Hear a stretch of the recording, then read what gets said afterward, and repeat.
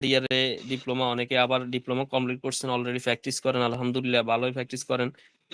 এলোর মানে আমাদের এলোর অশ্বর বলিটা নীল বর্ণের, আঙ্গুরের মতো, কিন্তু এখানে অনেকগুলো মেডিসিন আছে, যেমন আমাদের স্কুলাসিবও কিন্তু নীল বর্ণের আমরা পড়েছি এ আর কি। তারপরে এমন কারব আছে, কোস্টিকাম আছে, কোলিনসোনিয়া আছে, ডাইসকোরিয়া আছে, সালফার, এসিড মিউর, এসিড চাল, ফুজা, এই কয়েকটা মেডিসিনে অশ্বের বলিটা নীল।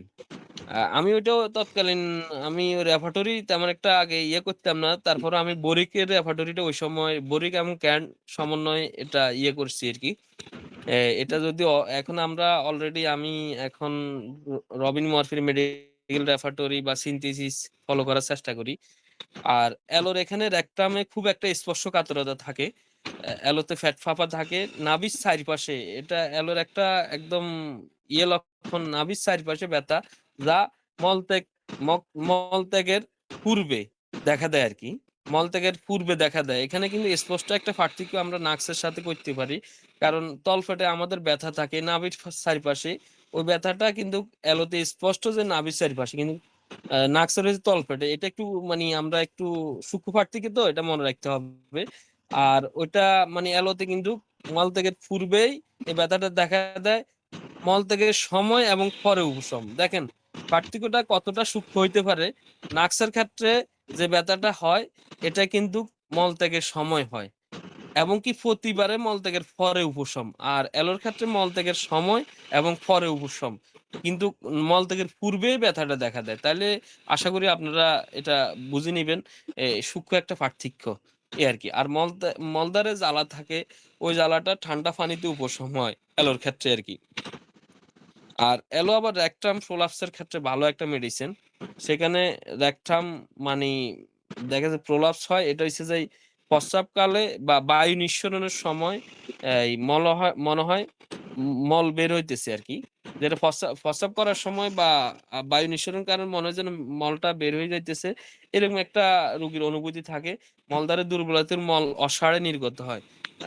অ্যালোর কিন্তু মল অসাড়ে নির্গত হয়, এটা শুধু মানে আপনার ডায়রিয়ার ক্ষেত্রে না, এটা কিন্তু কনস্টিপেশনের ক্ষেত্রে। আমি ন্যাশ থেকে পড়ছিলাম, ন্যাশে একটা রুগী লিপি, ডাক্তার ন্যাশে সদ্য ন্যাশে রুগী লিপি দিয়েছিল, ওনার এক রুগী এই মানে কনস্টিপেশন, কিন্তু উনি বুঝতে পারে না যে ওনার মানে টয়লেটটা দেখে যে কখন হইছে, এরকম মানে একদম মল শক্ত, কিন্তু দেখে যে মলটা অসাড়ে হয়, মানে ওই আমাদের রেকটামের সেন্স থাকে না আর কি, তখন দেখে যে মলটা কখন নির্গত হয়েছে সে বুঝতে পারে নাই। তখন উনি ওই আমাদের অ্যালোটা ফলো করছিলেন এবং ভালো রেজাল্ট পাইছিলেন। তাইলে মোটামুটি অ্যালোটা আশা করি বুঝছেন। আর অ্যালো সম্বন্ধে আর কোনো প্রশ্ন থাকলে এটাও করতে পারেন, অসুবিধা না, আমি চেষ্টা করবো যতটুকু পারি আপনাদেরকে উত্তর দেওয়ার জন্য। এরপরে আমরা আসি এমন স্যার কারবে। একটু হ্যাঁ বলেন। ওই অ্যালোর পাইলসটা হচ্ছে আমরা যেটা বলছিলাম নীল বর্ণ হয়। অ্যালোর হ্যাঁ হচ্ছে আমি যেটা পড়ছিলাম যে অ্যালোর হচ্ছে পায়খানা করার হ্যাঁ সময় হ্যাঁ ওই অ্যালোর হচ্ছে এই অশ্বের বলিটা হচ্ছে বাহির হয়ে চলে আসে, আঙ্গুরের থোকার মতো ঝুলে থাকে। হ্যাঁ হ্যাঁ হ্যাঁ হ্যাঁ, ঠিক আছে ঠিক আছে, ধন্যবাদ। এরকম হ্যাঁ, আঙ্গুলের থোকার মধ্যে আসলে আমি আমার যেগুলা মানে ওই গ্যাপ আং যাবে আ এগুলো আং বলে দিলে মানে তাতে সুবিধা হবে, আঙ্গুরের থোকার বুঝলেন? মতো ঝুলে থাকে এবং ওটা হ্যাঁ এই আপনার হচ্ছে এর পরবর্তীতে ডেফিকেশন এর পরে অর্থাৎ মলত্যাগের পরবর্তীতে ওটা হাত দিয়ে ভিতরে ঢুকিয়ে দিতে হয়। ঠিক আছে? অনেক অনেক রোগীর হ্যাঁ ক্ষেত্রে এরকম ক্ষেত্রে দেখা যায় কি ডাক্তাররা এই জায়গাতে একটু মিস্টেক করে, যে মনে হ্যাঁ করে যে এটা রেকটাম প্রোলাপস মনে করে। অনেক রোগী মনে করে যে অনেক ডাক্তার এটা রেকটাম প্রোলাপস মনে করে এটা অ্যালো হ্যাঁ আর রুটার মধ্যে হচ্ছে মানে গলিয়ে ফেলে। মানে এ রুটা আর হ্যাঁ ইয়ের মধ্যে পার্থক্যটা করতে পারে না। হ্যাঁ, ঠিক আছে। Thank okay you sir. Okay, ধন্যবাদ। আচ্ছা, এরপরে আমরা আসি এমন কারো মানে ব্লিডিং ফাইলস এর ক্ষেত্রে একটা ভালো মেডিসিন, এটা ঋতুকালে মিন্সের সময় এই অশ্ব থেকে প্রচুর পরিমাণে রক্তস্রাব, যেটা মানে আপনার স্যার দেখে আরেকটা যে বিষয় হচ্ছে হ্যাঁ যখন মেডিসিনটা বলবেন তখন দেখা যাচ্ছে একটা মেডিসিনের সাথে আরেকটা মেডিসিন যখন বলবেন একটু স্পেস দিয়ে বলবেন।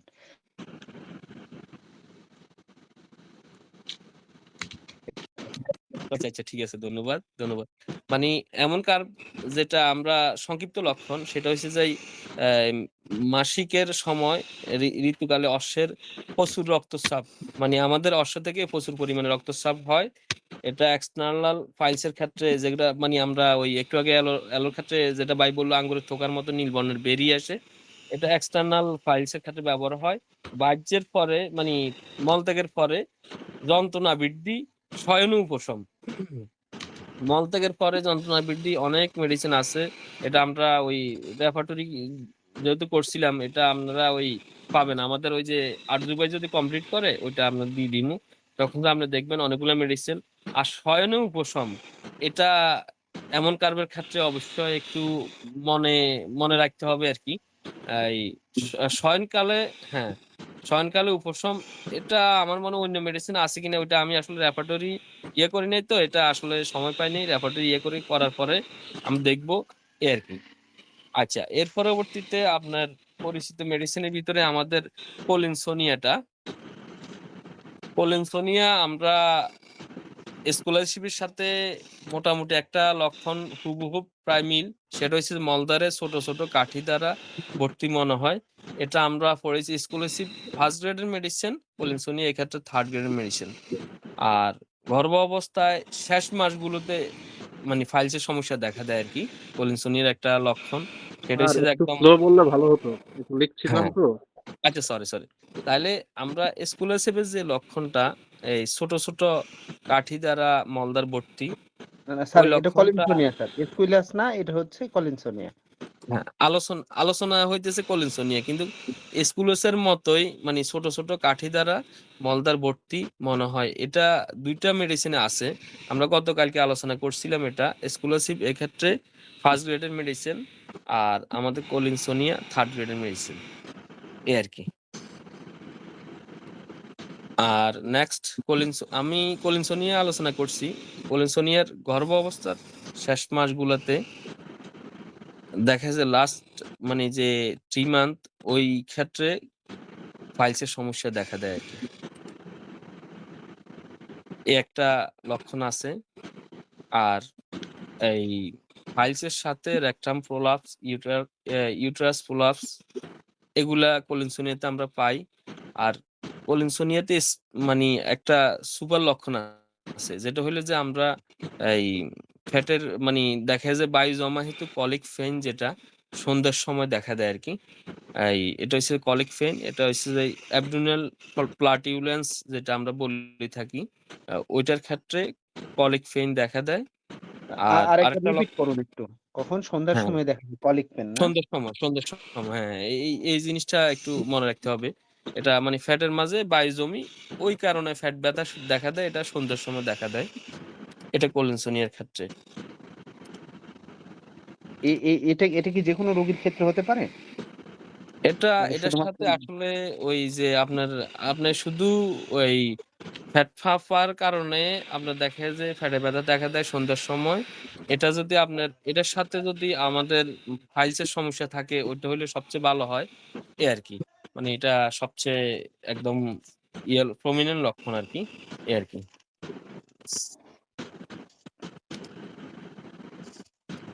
একটা আর কি।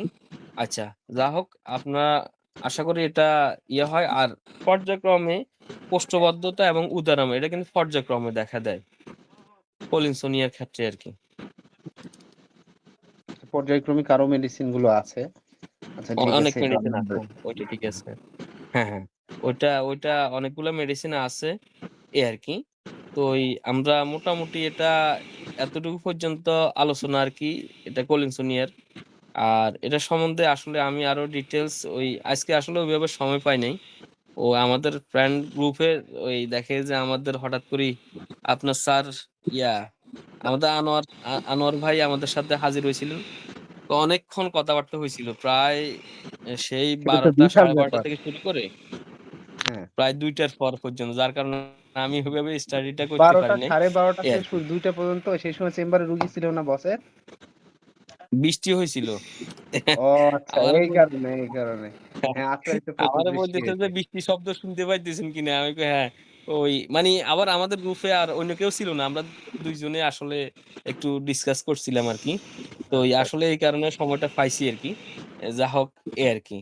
তো আমরা এটাই। তাইলে মোটামুটি এক্ষেত্রে আপনার এই মোটামুটি এটা হৃদরোগের অস্ত্র জটিলতা প্রাপ্ত ক্যাকটাস ডিজিজ।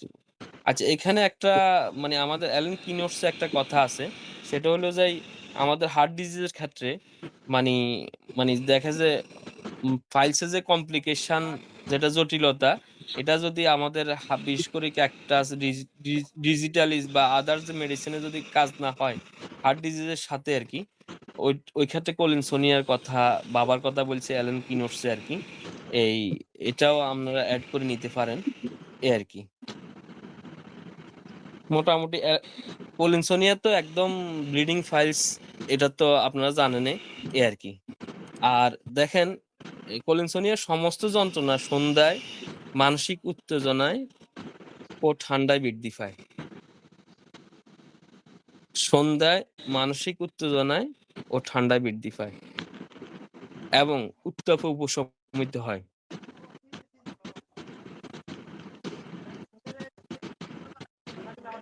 মোটামুটি আমরা এক্ষেত্রে কলিনসোনিয়ার এই যে ঠান্ডায় বৃদ্ধি পায়, এলো কিন্তু ঠান্ডায় কমে, নাক্সও ঠান্ডায় কমে। নাক্সের আলোচনা আসলে ওই সময় ওইটা আলোচনা হবে। আর এখানে আশা করি লেখা শেষ হয়েছে কিনা শফিক ভাই? জি জি জি আচ্ছা, আমরা এখন আসি কেলিমিউর। যদিও এটা বায়োকেমিক ক্ষেত্রে খুব একটা ব্যবহার হয়। এটা আমরা মানি পটেনসি মেডিসিনও ব্যবহার করতে পারি পাইলসের ক্ষেত্রে। এটা ফাইলস থেকে কালো বর্ণের রক্তস্রাব বের হয় এবং তা জমাট বাঁধে। এই কথাগুলো আসলে নিয়েছিলাম আমি বরিক থেকে বেশিরভাগ। বরিকের মেডিসিনের থেকে আরকি। তাইলে আপনার ফাইলস থেকে কালো বর্ণের রক্তস্রাব এবং তা জমাট বাঁধে। এটা কেলিমিউরের আর সাথে জিহ্বা সাদা লেপ আবৃত। একটা মানি ময়লা সাদা একটা আবরণ পড়ে কেলিমিউরে। এর সাথে আরেকটা লক্ষণ গুরুত্বপূর্ণ। মলদ্বারে গুয়া কৃমি আমরা যেটা বলি আরকি, ছোট কৃমি। এই ছোট কৃমির দ্বারা এটা চুলকানি থাকে। এটা একটা গুরুত্বপূর্ণ। মানে এই মোটামুটি কয়েকটা লক্ষণে আমরা কেলিমিউর ব্যবহার করতে পারি আরকি।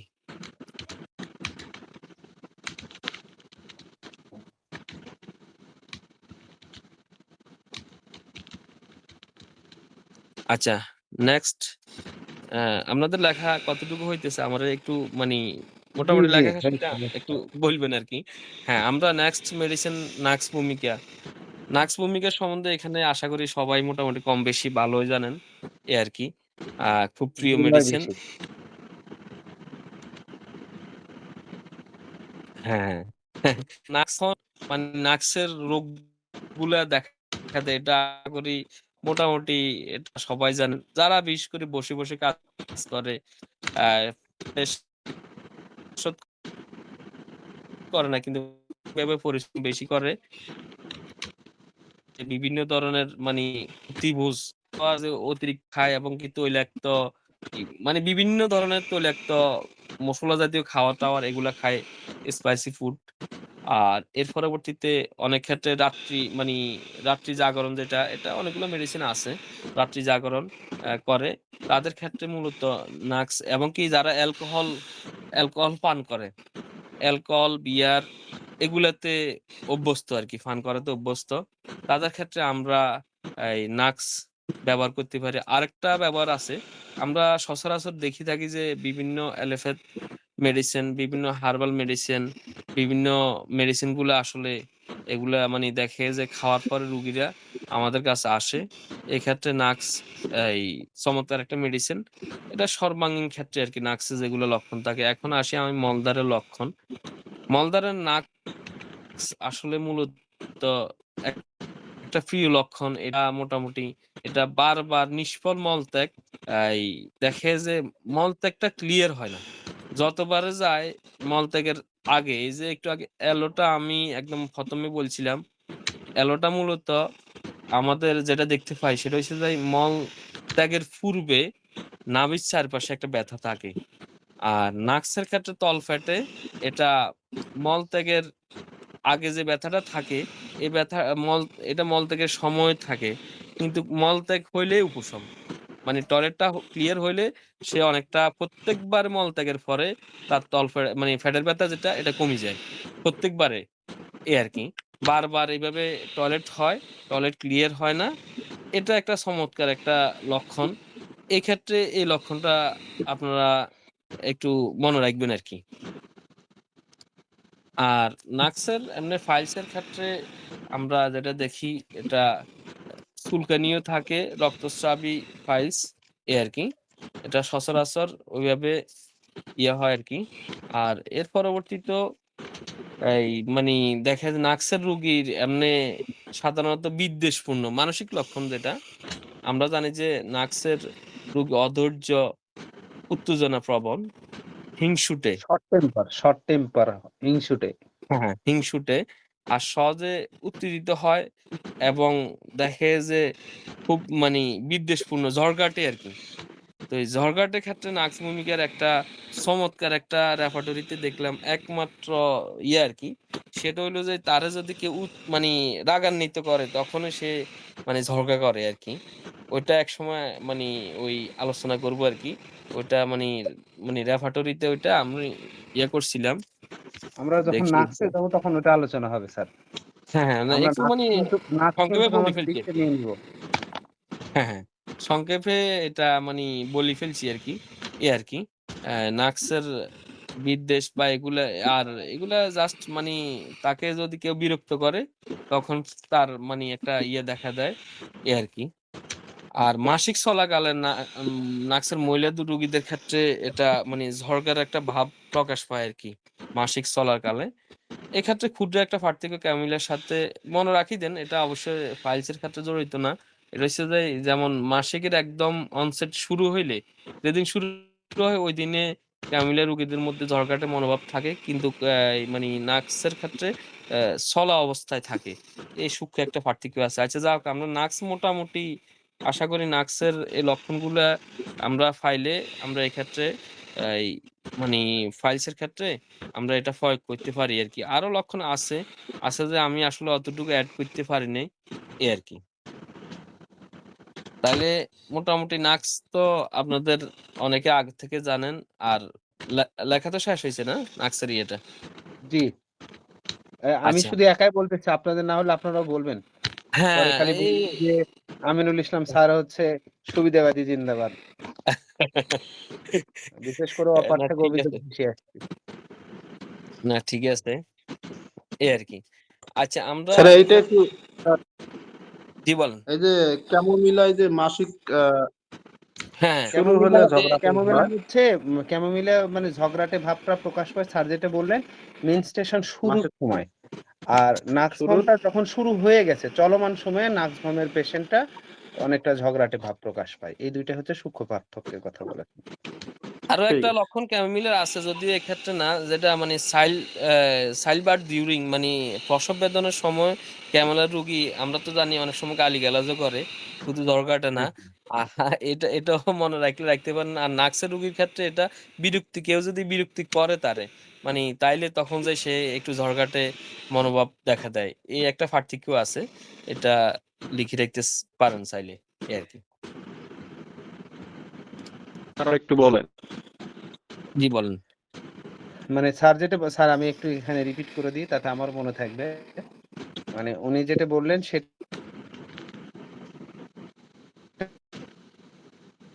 এই সময় দেখা যাচ্ছে যে কি হবে? যে ক্যামোমিলার পেশেন্ট হচ্ছে অকথ্য ভাষায় গালাগালি করবে। ওর পাশে দেখা যাচ্ছে একটা দাই গেছে বা কেউ গেছে তাকে গালাগালি করবে। বিভিন্ন বিশ্রী ভাষায় গালাগালি করবে। ঠিক আছে? সে গায়ে পড়ে ঝগড়া করতে চাইবে। ঠিক আছে? যদিও তার প্রসব ব্যথা চলছে তার পরবর্তীতে সে এই অ্যাটিটিউডটা প্রকাশ করবে। আর নাক্সের রোগী দেখা যাচ্ছে যে এরকম করবে যে তার ব্যথা উঠছে ঠিক আছে।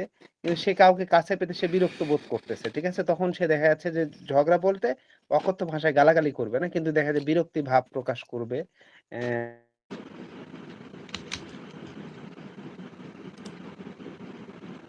কেমন জানি একটা অস্বস্তি হবে আরকি। হ্যাঁ। যেমনটা আমরা নাক্সের রোগী যেমন খিটখিটে স্বভাব। হুম।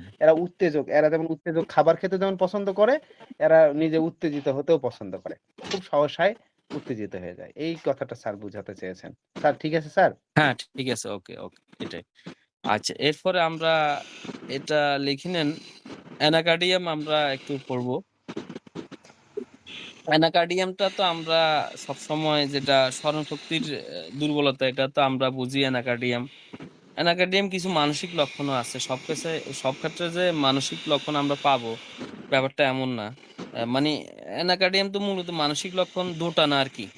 আপনার দেখা গেল যে আপনার মানি ওই দেখে যে আপনার কোন একটা কাজ করতে গেলে অ্যা সে দেখে যে একবার সামনে আগাইলে আবার পিছনে তাকায়। মানে দেখে যে এভাবে আমি কোন একটা বই পড়ছিলাম এরকম যে একজন রুগী আসছে ডাক্তারের কাছে, ওই বলতেছে যে হে বাচ্চারে দুধ খাওয়ায় না আরকি। মূলত এই কেস নিয়ে আসছে। তো ওই ডাক্তার জিজ্ঞেস করছে যে, তোমার কিসে বাধা দেয় যে বাচ্চারে দুধ না খাওয়ানোর জন্যে?" ও বলতেছে যে, "আমি তো খাওয়াইতে চাই। কিন্তু কে যেন আমাকে মানি বারণ করে আরকি।" তো ওই ক্ষেত্রে উনি অ্যানাকার্ডিয়াম প্রয়োগ করছেন আরকি। এটা আসলে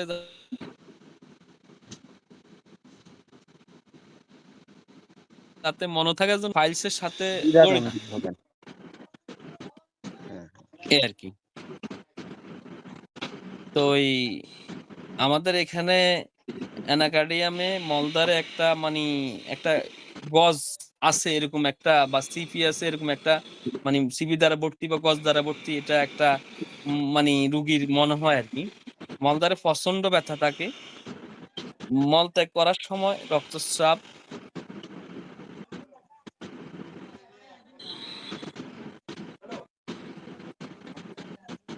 জি, আমি যতটুকু বলি, যদি আপনারা লেখা শেষ হয় আমারে একটু হ্যাঁ, হ্যাঁ, হ্যাঁ। হ্যাঁ, এই আরকি সিগন্যাল দিয়েন। আমার তো শেষ তাইলে হইছে। আম আমরা অ্যানাকার্ডিয়াম রোগীর ক্ষেত্রে মলদ্বারে একটা অনুভব পাই, সেটা হচ্ছে যে অ্যা গজ, মনে হয় যেন একটা গজ ভর্তি আছে বা সিপি দ্বারা ভর্তি আছে। এরপরে মলদ্বারে প্রচন্ড ব্যথা হয়। আর যেটা টয়লেটের সময় আরকি, মলত্যাগের সময় রক্তস্রাবটা হয়। রোগী মলত্যাগের ব্যাগ নিয়ে মলত্যাগের ব্যাগের প্রবল আকাঙ্ক্ষা নিয়ে যায়, বুঝছেননি? টয়লেটে যায় যে আমি টয়লেট করব। একটা আকাঙ্ক্ষা থাকে। কিন্তু সে বসা মাত্রই সে ব্যাগটা আর থাকে না। এ একটা peculiar লক্ষণ, আমার কাছে মনে হয় যেন এটা peculiar, এই আরকি। এটা লিখে নিতে পারেন।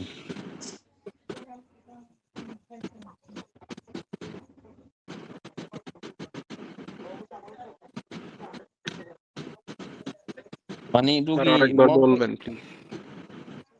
হ্যাঁ, জি বলেন। হ্যাঁ, এটা মল হচ্ছে স্যার যেটা বলছেন যে পেশেন্ট প্রবণ প্রচন্ড দেখা যাচ্ছে যে আশা নিয়ে যাচ্ছে যে আমি টয়লেটে গেলে আমার টয়লেটটা খুব ক্লিয়ার হয়ে যাবে। খুব আরাম পাবো, স্বস্তি পাবো। বাট যেহেতু পেশেন্ট যে টয়লেটে বসছে, বসার পরবর্তীতে তার যে টয়লেটে যেটা ভাব সেটা আর থাকবে না। অর্থাৎ তার পায়খানা হবে না। এইটা হ্যাঁ, হলো এটা অবস্থা। আশা নিয়ে যাবে, হতাশা নিয়ে ফিরে আসবে আরকি। ব্যাপারটা এরকম আরকি। এই আরকি। আচ্ছা, আমরা অ্যানাকার্ডিয়ামের ক্ষেত্রে আ এটা কিন্তু ডিউডেনাল আলসারের ক্ষেত্রে খুব একটা ভালো মেডিসিন। আমি সচরাচর ব্যবহার করি। এটা হচ্ছে খালি পেটে তার লক্ষণগুলা দেখা দেয়। আমরা তো সচরাচর জানি যে ডিউডেনাল আলসারের লক্ষণগুলা বিশেষ করে খালি পেটে দেখা দেয়। খালি পেটে তার আ উম গলা, বুক জ্বলা, আদার্স যে সিম্পটম গুলা, এগুলা বৃদ্ধি পায় আরকি। এক্ষেত্রে আমাদের অনেকগুলো মেডিসিন আছে। এখন তো ওইটা আলোচনা করলে আরেকটা অধ্যায় চলে যাইতে হয়। ডিউডেনাল ওটা আলসারের ক্ষেত্রে ওটা আমরা আমরা আমরা যখন লাইকোতে যাব তখন ওটা আমরা ডিটেইলস জানবো। হ্যাঁ, হ্যাঁ, হ্যাঁ, হ্যাঁ, হ্যাঁ, ঠিক আছে, ঠিক আছে। তাহলে আপাতত এখানে আমরা তাইলে গলা বুক জ্বলে, গলাতে কিছু বসে আছে এরকম একটা অনুভব আছে। এই অনুভবটা খেলেও উপশম হয়। আমরা সচরাচর এবিস নায়কদের ক্ষেত্রে গলাতে বা বুকে একটা সিদ্ধ ডিমের মতো এরকম একটা বলের মতো, ছোট বলের মতো কিছু বসে থাকার একটা অনুভব থাকে। তবে এটা বিশেষ করে আ ওইসব রোগীদের ক্ষেত্রে, বিশেষ করে খাওয়ার পরে ওইটা আলসার ক্ষেত্রে, গ্যাস্ট্রিক আলসার ক্ষেত্রে, কিন্তু এখানেও গলাতে কিছু একটা বসে আছে এরকম অনুভব হয়। এই অনুভবটা বা গলা বুক জ্বলা, এগুলা মূলত কিছু খেলে উপশম হয়। এতটুকু পর্যন্ত অ্যানাকার্ডিয়াম। আর স্মরণশক্তির ব্যাপারটা তো আপনারা সবাই জানেন। অ্যানাকার্ডিয়ামের রোগী অন্যমনস্ক থাকে, স্মরণশক্তি কমে যায়। এগুলা জাস্ট এটার সাথে এড করে নিবেন। আশা করি তাইলে একটা অ্যানাকার্ডিয়াম এই ক্ষেত্রে একটা ওয়েল সিলেক্টেড মেডিসিন হইতে পারে, এই আরকি। তো মানসিক একটা চমৎকার লক্ষণ আছে। এরা হচ্ছে আশীর্বাদ এবং হচ্ছে অভিসম্পাত প্রিয় হয়। হ্যাঁ, হ্যাঁ, হ্যাঁ। অভিশাপ দেয় আরকি, অভিশাপ দেয়। হ্যাঁ, এই আরকি। হ্যাঁ। হ্যাঁ, ঠিক আছে। এটা আসলে আমি এড করতে পারি নাই। ধন্যবাদ আপনাকে। এই আরকি। তাইলে মোটামুটি অ্যানাক্রেডিয়াম এফর্ট দেয়। এতটুকু পর্যন্ত আমি ইয়ে করতে পারছি আরকি। যা হোক, উনারা বললেন নেক্সট মেডিসিনে যেতে চাই আরকি, বুঝছেন?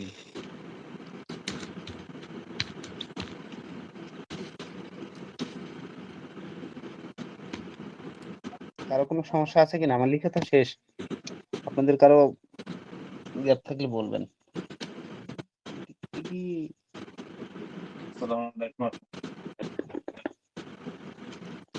জি স্যার, পরে চলে যান। আচ্ছা, আমরা এখন কোষ্ঠিকামে যাবো আরকি, কোষ্ঠিকামে।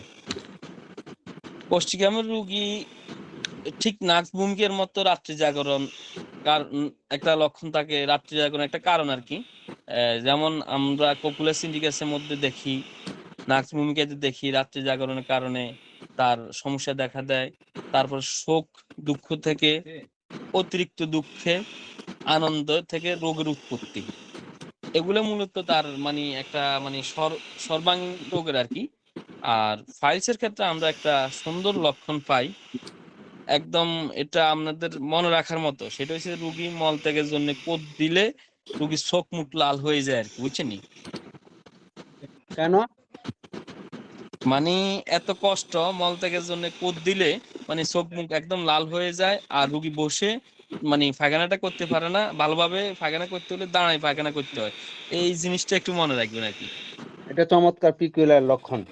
যে হ্যাঁ, হ্যাঁ। কোষ্ঠিকামের পেশেন্ট বসলে পায়খানা হয় না, কিন্তু একটু দাঁড়ালেই তার মলত্যাগ হয়ে যায়। হ্যাঁ। ইনভলেন্টারি। হুম।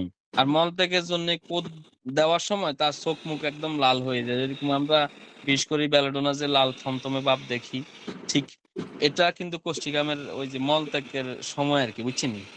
এই আরকি।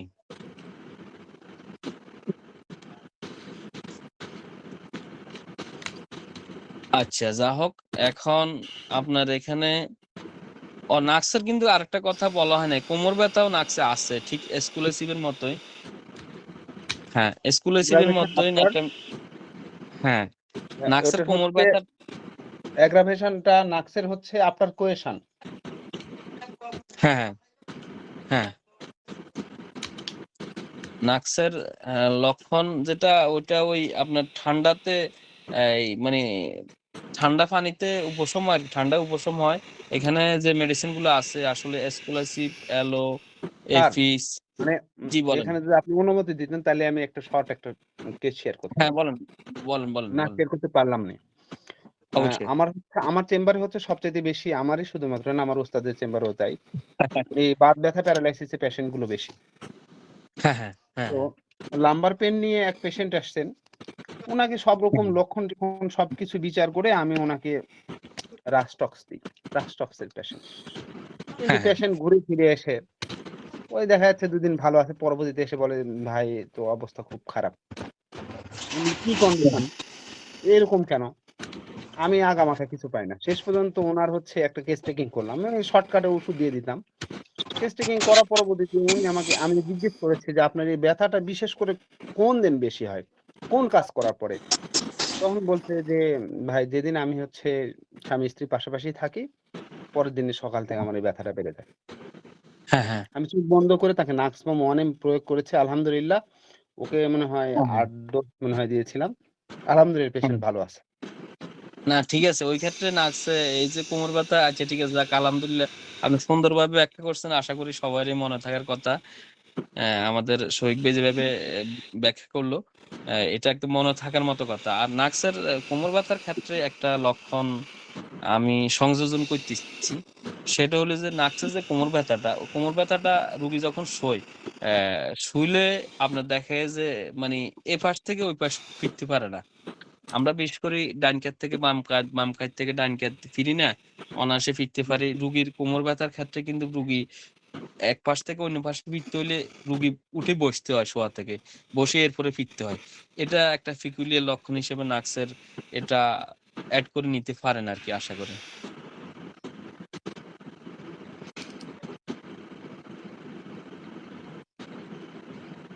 আর জি। আমাদের শফিক ভাই যেটা বলল যে ওই বিশেষ করে সহবাসের পরে টোটালি বীর্যপাতের পরে আরকি নাক্স ভূমিকার একটা কোমর ব্যথা বা একটা ইয়ে থাকে। এটা আমাদের সম্ভবত একটা মেডিসিন আছে কোবাল্টাম ম্যাট, এখানেও সম্ভবত এরকম একটা আমি কিছু দেখেছি। এটা আমার এখানে, হ্যাঁ, কোবাল্টামে এরকম একটা ইয়া আছে, এই অতিরিক্ত রেতপাতের কারণে মানে বীর্য ক্ষরণ আর কি, পাতের কারণে লাম্বারাস, স্যাক্রাম, কক্সিস এসব জায়গাতে আপনার ব্যথা হয় আর কি। তবে ওইটা ব্যথার আর একটু ধরন আছে, চলাফেরা উপশম, বসলে বৃদ্ধি, শুইলে উপশম, এরকম একটা লক্ষণও আছে এই আর কি, কোবাল্টাম ম্যাটে আর তাহলে কি। স্যার মানে এপাশ ওপাশ করতে পারে না, হ্যাঁ বসে উঠে এপাশ হতে হয়। হ্যাঁ হ্যাঁ আচ্ছা। হ্যাঁ, মানে বসা থেকে উঠবে সে, সে হ্যাঁ মানে শোয়া থাকা অবস্থায় ঠিক ডাইন থেকে বাম, বাম থেকে মানে ডাইন, আমরা যে মানে প্রয়োজন হলে আমরা একটু মানে একটু একাইত না হলে ওই হয়ে ফিরে শুই না, ওইটা সে হ্যাঁ হ্যাঁ। করতে পারে না। নাক্সের রোগী এটা স্পষ্ট, এটা অন্য কোনো মেডিসিন নাই, এটা নাক্সের ফিকুলিয়ার সিমটম। বসার পর হ্যাঁ, বসার পরে এর বসার পর পরবর্তীতে, হ্যাঁ হ্যাঁ আমি এখানে দেখলাম কোমর ব্যথায় শয়নকালে পার্শ্ব পরিবর্তন করতে পারে না, পার্শ্ব হ্যাঁ পরিবর্তনের জন্য উঠে বসতে বাধ্য হয়। হ্যাঁ হ্যাঁ হ্যাঁ, ওইভাবে। তারপরেও আমি আমার কাছে তো ওই ইনোটস আছে, তারপরে দেখি এটা এখানে ওইভাবে আছে কিনা। দাঁড়ান একটু দেখতেছি কিভাবে উনি ব্যাপারে।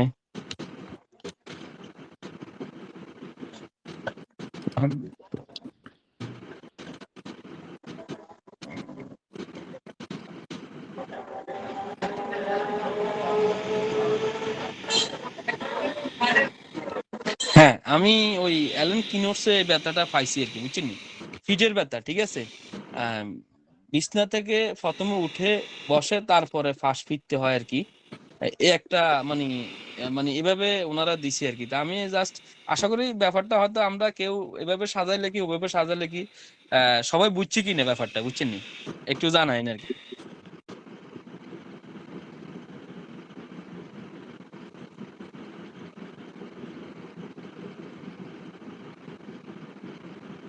দেখে যে ওই যে শুধুমাত্র মানে দেখে যে এটা ইন্টারকোর্স এর পরে যে মানে কোমর ব্যথা ব্যাপারটা, এটার সাথে আমরা যদি আরেকটু যোগ করে নিই, এটা হচ্ছে যাই, বিশেষ করে আমরা যারা এই দেখে যে মাস্টারবেশনে যেসব রুগী পাই, মাস্টারবেশন পরে কোমর ব্যথা দেখা দেয়, তাদের ক্ষেত্রে আমরা নাক্সকে অবশ্যই স্মরণ করবো ইনশাল্লাহ, এই আর কি।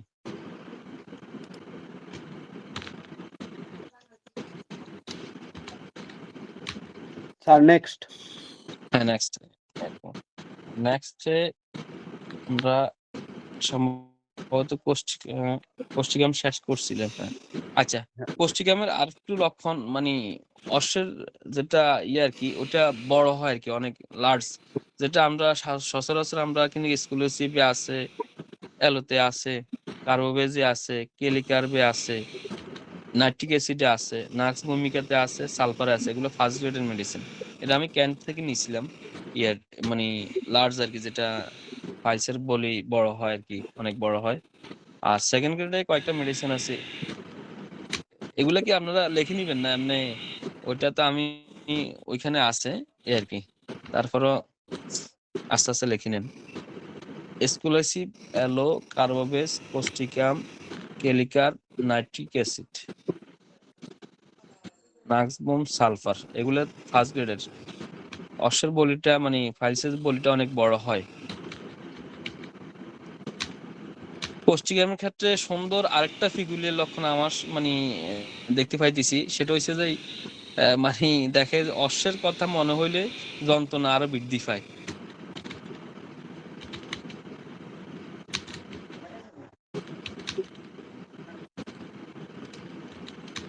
হ্যাঁ, শহীদ ভাই, আপনার তো লিখতেছেন, অন্যরা কি লিখতেছে কিনা বা কোনো সাড়া শব্দ পাই না। তবে আমি আশ্বস্ত, অন্যরা বা না, আপনারা স্যার লিখতেছেন, সবাই হচ্ছে ওই যে যারা কথা বলতে সালফার পারছেন না, বিলাস আচ্ছা, আছে। ওনারা কি বলতে চায় একটু বলো,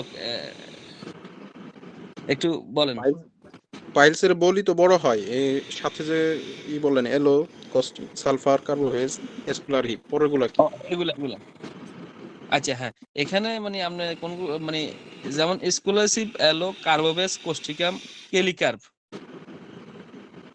নাইট্রিক অ্যাসিড, নাজবুম, সালফার। দেখেন তো কিছু মিস্টেক হয়েছে কিনা। এগুলো মানে ফার্স্ট গ্রেড মেডিসিন এক্ষেত্রে। আর সেকেন্ড গ্রেড গুলা বলি অ্যাসিড মিউর, ডাইসকোরিয়া, ফেরামেট, ল্যাকক্যান না ল্যাকেসিস, ল্যাকক্যান না ল্যাকেসিস, মার্কসল, ফোডো, ফালস, টিউবারকুলিন।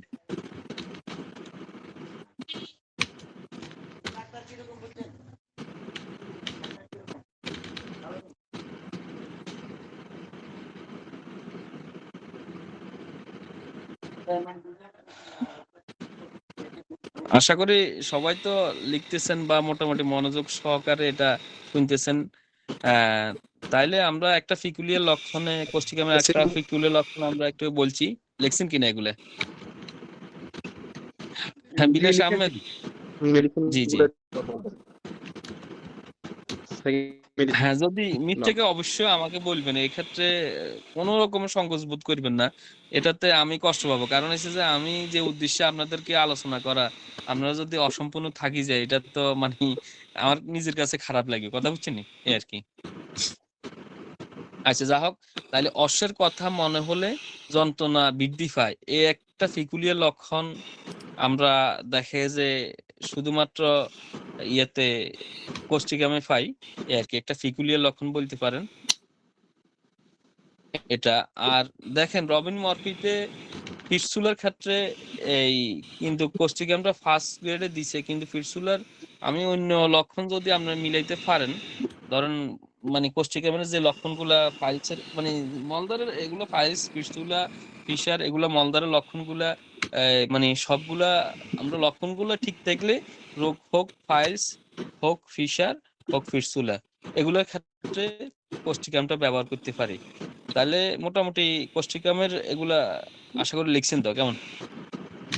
জি আমাদের স্যার আজকে সালাউদ্দিন আরজু স্যার কথা বলছেন না, স্যার কি সমস্যা? না না স্যার শুনতে স্যার হ্যাঁ, এই কেউ কিছু বলতে চাইতেছেন। শুনতেছি স্যার।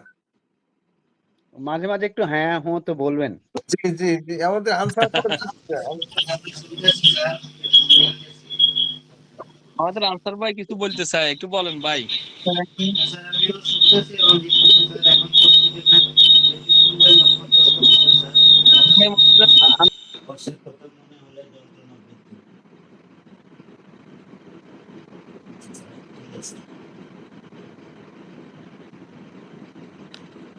স্যার আমরা একটি রুমমেট স্যার শুনতেছি এবং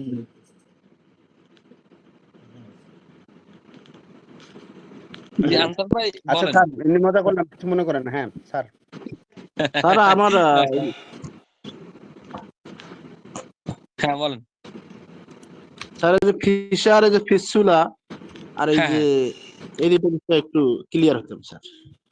মানে ওই রোগের যে মানে রোগের ব্যাপারে না মেডিসিন ব্যাপারে, মানে ফিশার কি বা ফিটসুলা কি বা হ্যাঁ হ্যাঁ এগুলা নাকি? হ্যাঁ হ্যাঁ একদম আচ্ছা, হ্যাঁ। আমরা সচরাচর ফিশার, ফিশার অর্থ একদম বাংলা কথা হইছে একদম কথা হইছে ফাটা। কোনো জায়গায় ফাটা থাকলে এটা আরেকটা ইংলিশ শব্দ আছে, ওটা ক্র্যাক আছে।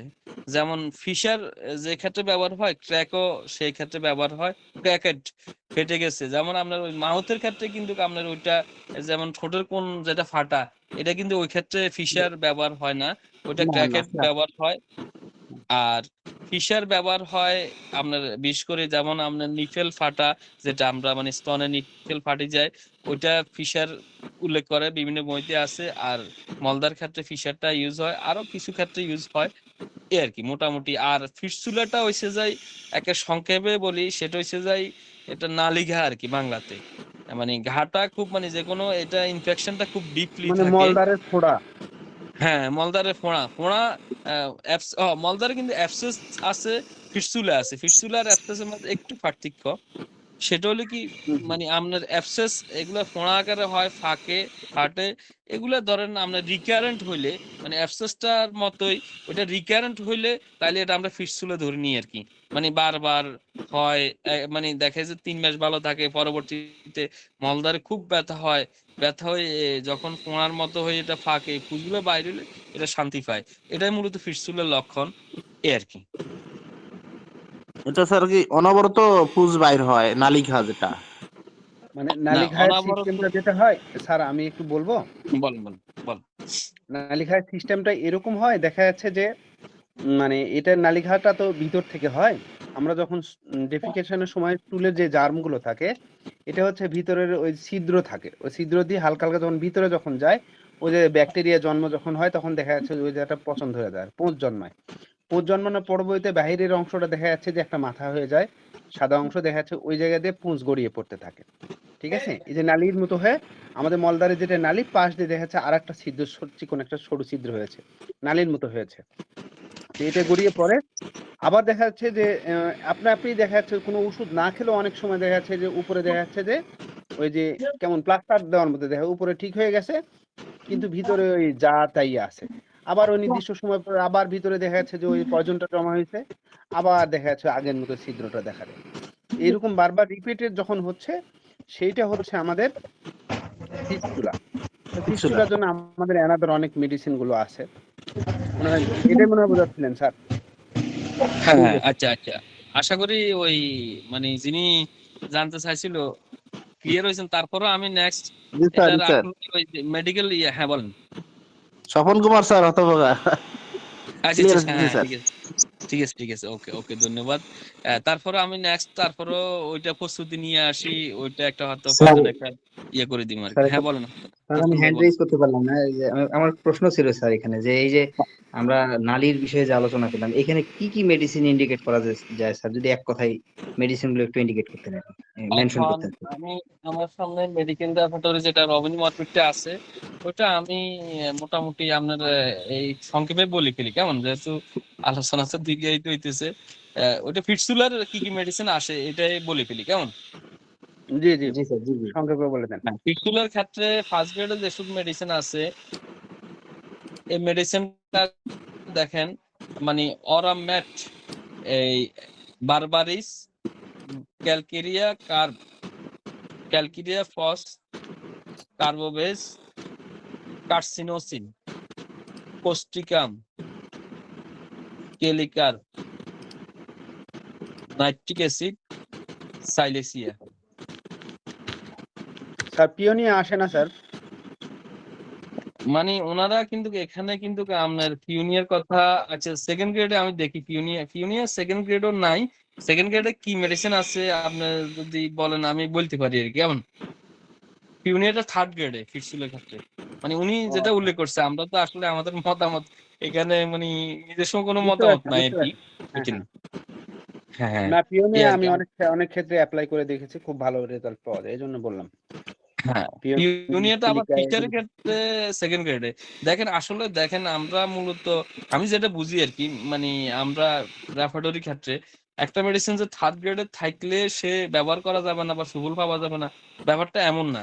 হয়তো দেখে যে তার মানে ওই মানে লক্ষণের ক্ষেত্রে উনি ওই হিসেবে ধরে নিছে। আর সবচেয়ে বড় কথা যে ফিউনিয়ারও তো একটা নিজস্ব লক্ষণ আছে। আমরা যখন ফিউনিয়ার নিজস্ব লক্ষণ, আমরা অলরেডি আমি এখানে মলদ্বারের রোগগুলা ফাইল ছাড়া মানে ফিশার ফিটসুলা এগুলোও কিছু আলোচনা করব, যদিও একটু সময় বেশি হয়ে যেতেছে। তা আমরা আসলে ইয়ের দিকে আগাই কেমন, আমাদের মূল হ্যাঁ আমরা আলোচনার দিকে যাই কেমন। মূল আলোচনা। হ্যাঁ আচ্ছা যাক, আমরা মোটামুটি কোস্টিকামটা শেষ করছি আর কি। এখন আমরা লাইকোতে আসি কেমন। জি, লাইকো। লাইকোর ক্ষেত্রে, হ্যাঁ লাইকোর ক্ষেত্রে এটা মানে দেখে যে ব্লিডিং ফাইলস এর ক্ষেত্রে লাইকোটা আমরা ব্যবহার করি। এটা মলদ্বারের পেশি সংকোচন হেতু কোষ্ঠবদ্ধতা, এটা একটা ইয়া দিল আর কি বাংলাতে। মলদ্বারের মানে দেখা যাচ্ছে রেকটামে যে মাসেলস আছে, মাসেল গুলা সংকোচন, মানে এটা মূলত আমাদের এখানে একটা কথা বলি, এটা স্প্রিংটার আছে, মানে দেখে যে রেকটামে স্প্রিংটার। আচ্ছা আমার বাড়ি থেকে একটা কল আসছে, 1 মিনিট আমি ইয়ে করি, আবার ফিরে আসতেছি কেমন। ঠিক আছে স্যার, আপনার 2 মিনিট সময় দেওয়া গেল।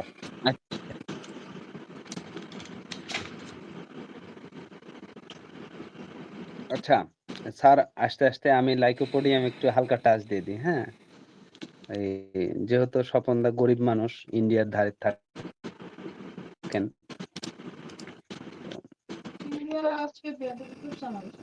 আচ্ছা, ওটা সারা জীবনই করে। আচ্ছা, তো লাইকোপোডিয়াম, যেটা লাইকোপোডিয়ামের পেশেন্ট হচ্ছে ওয়াটার বটল, জি স্যার, শোনা যাচ্ছে স্যার। সরি জি স্যার। মাঝখানে বাম হচ্ছিল তো।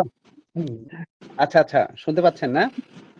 আচ্ছা, জি স্যার, শোনা লাইকোপোডিয়ামের পেশেন্টদের ক্ষেত্রে কি হয়, এদের হচ্ছে এখানে হচ্ছে লার্জ ভলিউম হচ্ছে স্টুল হয়, হ্যাঁ? মলটা হচ্ছে লম্বা হয়, তবে হ্যাঁ, এটার হচ্ছে ফার্স্ট পার্ট হচ্ছে শক্ত হয়। মলের প্রথম অংশ খুব হার্ড হবে, ঠিক আছে? কিন্তু পরের অংশ নরম হবে।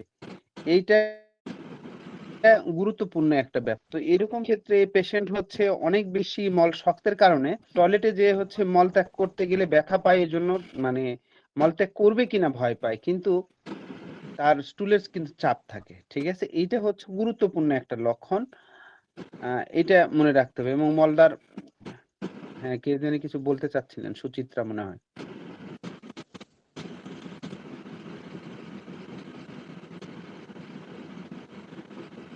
আপনি কিছু বলবেন?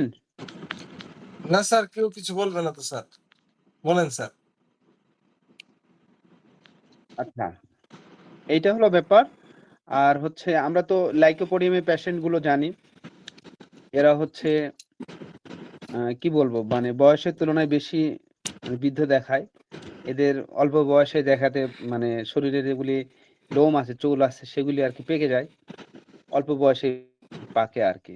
এটা একটা ব্যাপার। এ এ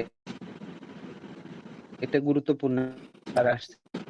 আ বলে যান স্যার একটু আপনি বলেন স্যার, আমরা বলে যান, অসুবিধা আচ্ছা, মোটামুটি স্যার আমি আপনার আলোচনা। হ্যাঁ, লাইকোর দেখো স্টুলের ক্ষেত্রে আমি যেটা বলতেছিলাম যে এটার হচ্ছে প্রথম যে মলের যে ফার্স্ট পার্ট সেটা খুব হার্ড হয়। এই কারণে হ্যাঁ, হ্যাঁ, এবং পরের অংশটা এখানে অনেক পেশেন্ট দেখা যাচ্ছে করে আসে যে দেখা যাচ্ছে যে এর স্টুল হচ্ছে লার্জ স্টুল হয়। সালফারের স্টুলটা হচ্ছে অনেক বড় হবে। আর এটা হচ্ছে প্রথম অংশটা হচ্ছে শক্ত হবে, তারপরের অংশ হচ্ছে হবে। নরম হবে। হ্যাঁ, সালফারের মতো বিশেষ বড় হবে না। ঠিক আছে? এই হ্যাঁ, একটা হ্যাঁ, ব্যাপার থাকবে। আমারও ছিল এই কথা যে সালফারের স্টুল আসলো। হ্যাঁ, তো এখন দেখা যাচ্ছে এটা সাধারণত দেখা যায় না। তো আমার উস্তাদ বলতো যে গ্রামে গঞ্জে রাস্তার পাশে দেখবি বিশাল বড় ভলিউম স্টুলের মানে দেখা যাচ্ছে মল ত্যাগ করে যে চলে গেছে, এটা সালফারের রোগী। হ্যাঁ, ঠিক হ্যাঁ, আছে? হ্যাঁ, ঠিক আছে। হ্যাঁ। তো এই না, হলো আমাদের অবস্থা। আসলে বুঝার ক্ষেত্রে আমরা একটু যেভাবে সুন্দরভাবে বুঝাতে পারি এটাই আমাদের পারফেক্ট হবে, এই আরকি। হ্যাঁ, হ্যাঁ। ধন্যবাদ। আচ্ছা, আমরা তাকে লাইক করতেছিলাম আরকি। কেমন? জি। হ্যাঁ, আমাদের আপনি আসছি। আসিয়া আপু কিছু বলতে চায় কিনা? ও স্যার বলছিলেন না লাইকোপোডিয়াম নিয়ে, তো আমি একটুখানি বলি। হ্যাঁ, বলেন। লাইকোপোডিয়ামের পেশেন্ট মানে আমি একটু রিভাইজ দিলে কি আমার ভালো মনে থাকবে বললে, তাই বলছি আর কি। বলেন, বলেন। এদের সামনে মাথার সামনের দিকে চুল থাকে না, কপালে ভাঁজ থাকে, হ্যাঁ। হুম, লাইকোপোডিয়াম পেশেন্ট দেখলে বোঝা যায়।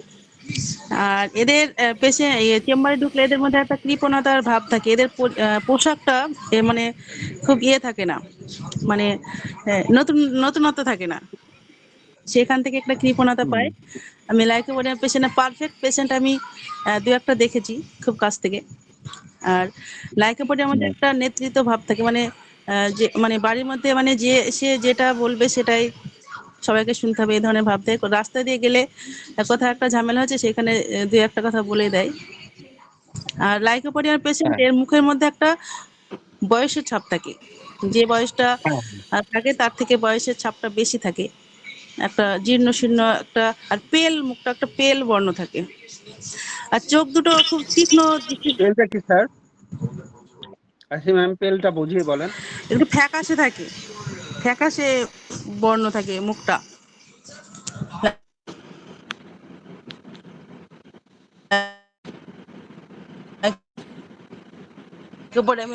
বেবি বয় বলে একটা পেল ধারণ থাকে, আর চামড়াগুলো একটু কোচকানো টাইপের থাকে, যেটা দেখায় আর কি বয়স্ক টাইপের। সুন্দর একটা আমি এই আর একটা কি। কথা বলে শেষ করে দিব। হ্যাঁ, বলেন। বলেন। লাইকোপোডিয়াম হচ্ছে শক্তের ভক্ত আর নরমের জম। নরমের জম, হ্যাঁ, শক্ত এটা ভক্ত যদি নরমের। আমরা ভালো চিনতে পারি। আর একটা বাস্তব উদাহরণ হলো পিতামাতার সাধারণত বড় সন্তান লাইকোপোডিয়ামের দিকে বেশি এগোয়। সুন্দর একটা ব্যাখ্যা দিয়েছেন, কারণ এটা একদম পারফেক্ট। কারণ বড় সন্তানরা গুলা খুব হিমশিম খাই বড় হয় তো, মানে কষ্টের মাঝে দিন যায় তো, এই আর কি। এই কারণে তারা সবসময় মানে এই যে একটা, যেমন আমরা দেখি হাতির বাচ্চারে শিকল লাগায়, এর পরবর্তীতে প্রথমে যে শিকল লাগায়, কিন্তু দেখে যে পরবর্তীতে বড় হইলেও শিকল লাগায়, কিন্তু বড় হইলে তার এই শিকলটা কিন্তু ছিঁড়ে ফেলা তার জন্য কোনো ব্যাপার না। কিন্তু দেখে যে সে যে মনে রাখছে যে না, এই যে আমি যে পারি নাই, এখনো পারবো না, এটা কিন্তু লাইকের মধ্যে দেখা দেয় আর কি। কি বললাম ঠিক আছে নি? জি। যার কারণে কৃপণতা সে ছাড়ে না, মানে প্রথম জীবনে কষ্ট করে ফ্যামিলির জন্য, কষ্ট করার পরে পরে অনেক ইনকাম করে, বাট কিন্তু দেখে যে তখনও কৃপণতা মানে ছাড়তে পারে না আর কি, কেমন বড় ছেলেরা আর কি। আচ্ছা যাও, স্যার এই এখন কৃপণতার জন্যই সে বিয়েও করতে চায় না, দায়িত্ব নেওয়ার ভয়ে, খরচের ভয়ে। প্রেম করবে, বিয়ে করবে না। বউকে অনেক কিছু কিনে দিতে হবে, একটা ভয় থাকেই তো, ঠিকই তো। আর ব্রায়োনিয়া কি, ব্রায়োনিয়া ভবিষ্যতে গরিব হয়ে যাওয়ার ভয় থাকে ব্রায়োনিয়ার মধ্যে। লাইকোপোডিয়াম ব্যবসা, সেখান থেকে চলে। ব্রায়োনিয়ার রুগী হচ্ছে বিয়েটাকে ব্যবসা মনে করে, যে ব্যবসাতে লস খেয়ে যাবো। জি স্যার, প্রপার্টি নিয়ে বেশি ভাবে ব্রায়োনিয়া। হ্যাঁ, এটা সবকিছুতে ব্যবসার ইয়ে থাকে। আচ্ছা যাও, আমরা লাই করতে এই যে আমাদের শফিক ভাই বললো যে মলের প্রথম অংশ শক্ত, পরের অংশ নরম। আর লাই করতে তো একটা গ্যাসের একটা মানে খুব ভালো মেডিসিন, ফ্যাট ফাঁপি থাকে, অ্যাবডোমিনাল প্লাটুলেন্স যেটা আমরা বলে থাকি আর কি। এর পরবর্তীতে বিশেষ করে লাইকোর লক্ষণগুলো আবার গ্যাস্ট্রিক আলসারের ক্ষেত্রে বেশি আমরা ইউজ করি। খাওয়ার খাওয়ার পর সমস্ত যন্ত্রণা বৃদ্ধি, বুক জ্বলা, পেট ফাঁপা, বুকে কিছু বসে থাকা প্রভৃতি বাড়ে। আর লাইকোর তো বৃদ্ধিটা বিকেল 4টা থেকে রাত 8টার মধ্যে হয়। এটা হয়তো 9টাও বাজে যেতে পারে। এক্ষেত্রে আমাদের সিলিডোনিয়াম আছে, নাট্রাম সালফাস আছে, এই যে 4টা থেকে 8টার মধ্যে বৃদ্ধি। আরো থাকতে পারে, আমি জাস্ট এই দুইটা আমার মনে আছে হিসেবে বলতেছি, এই আর কি।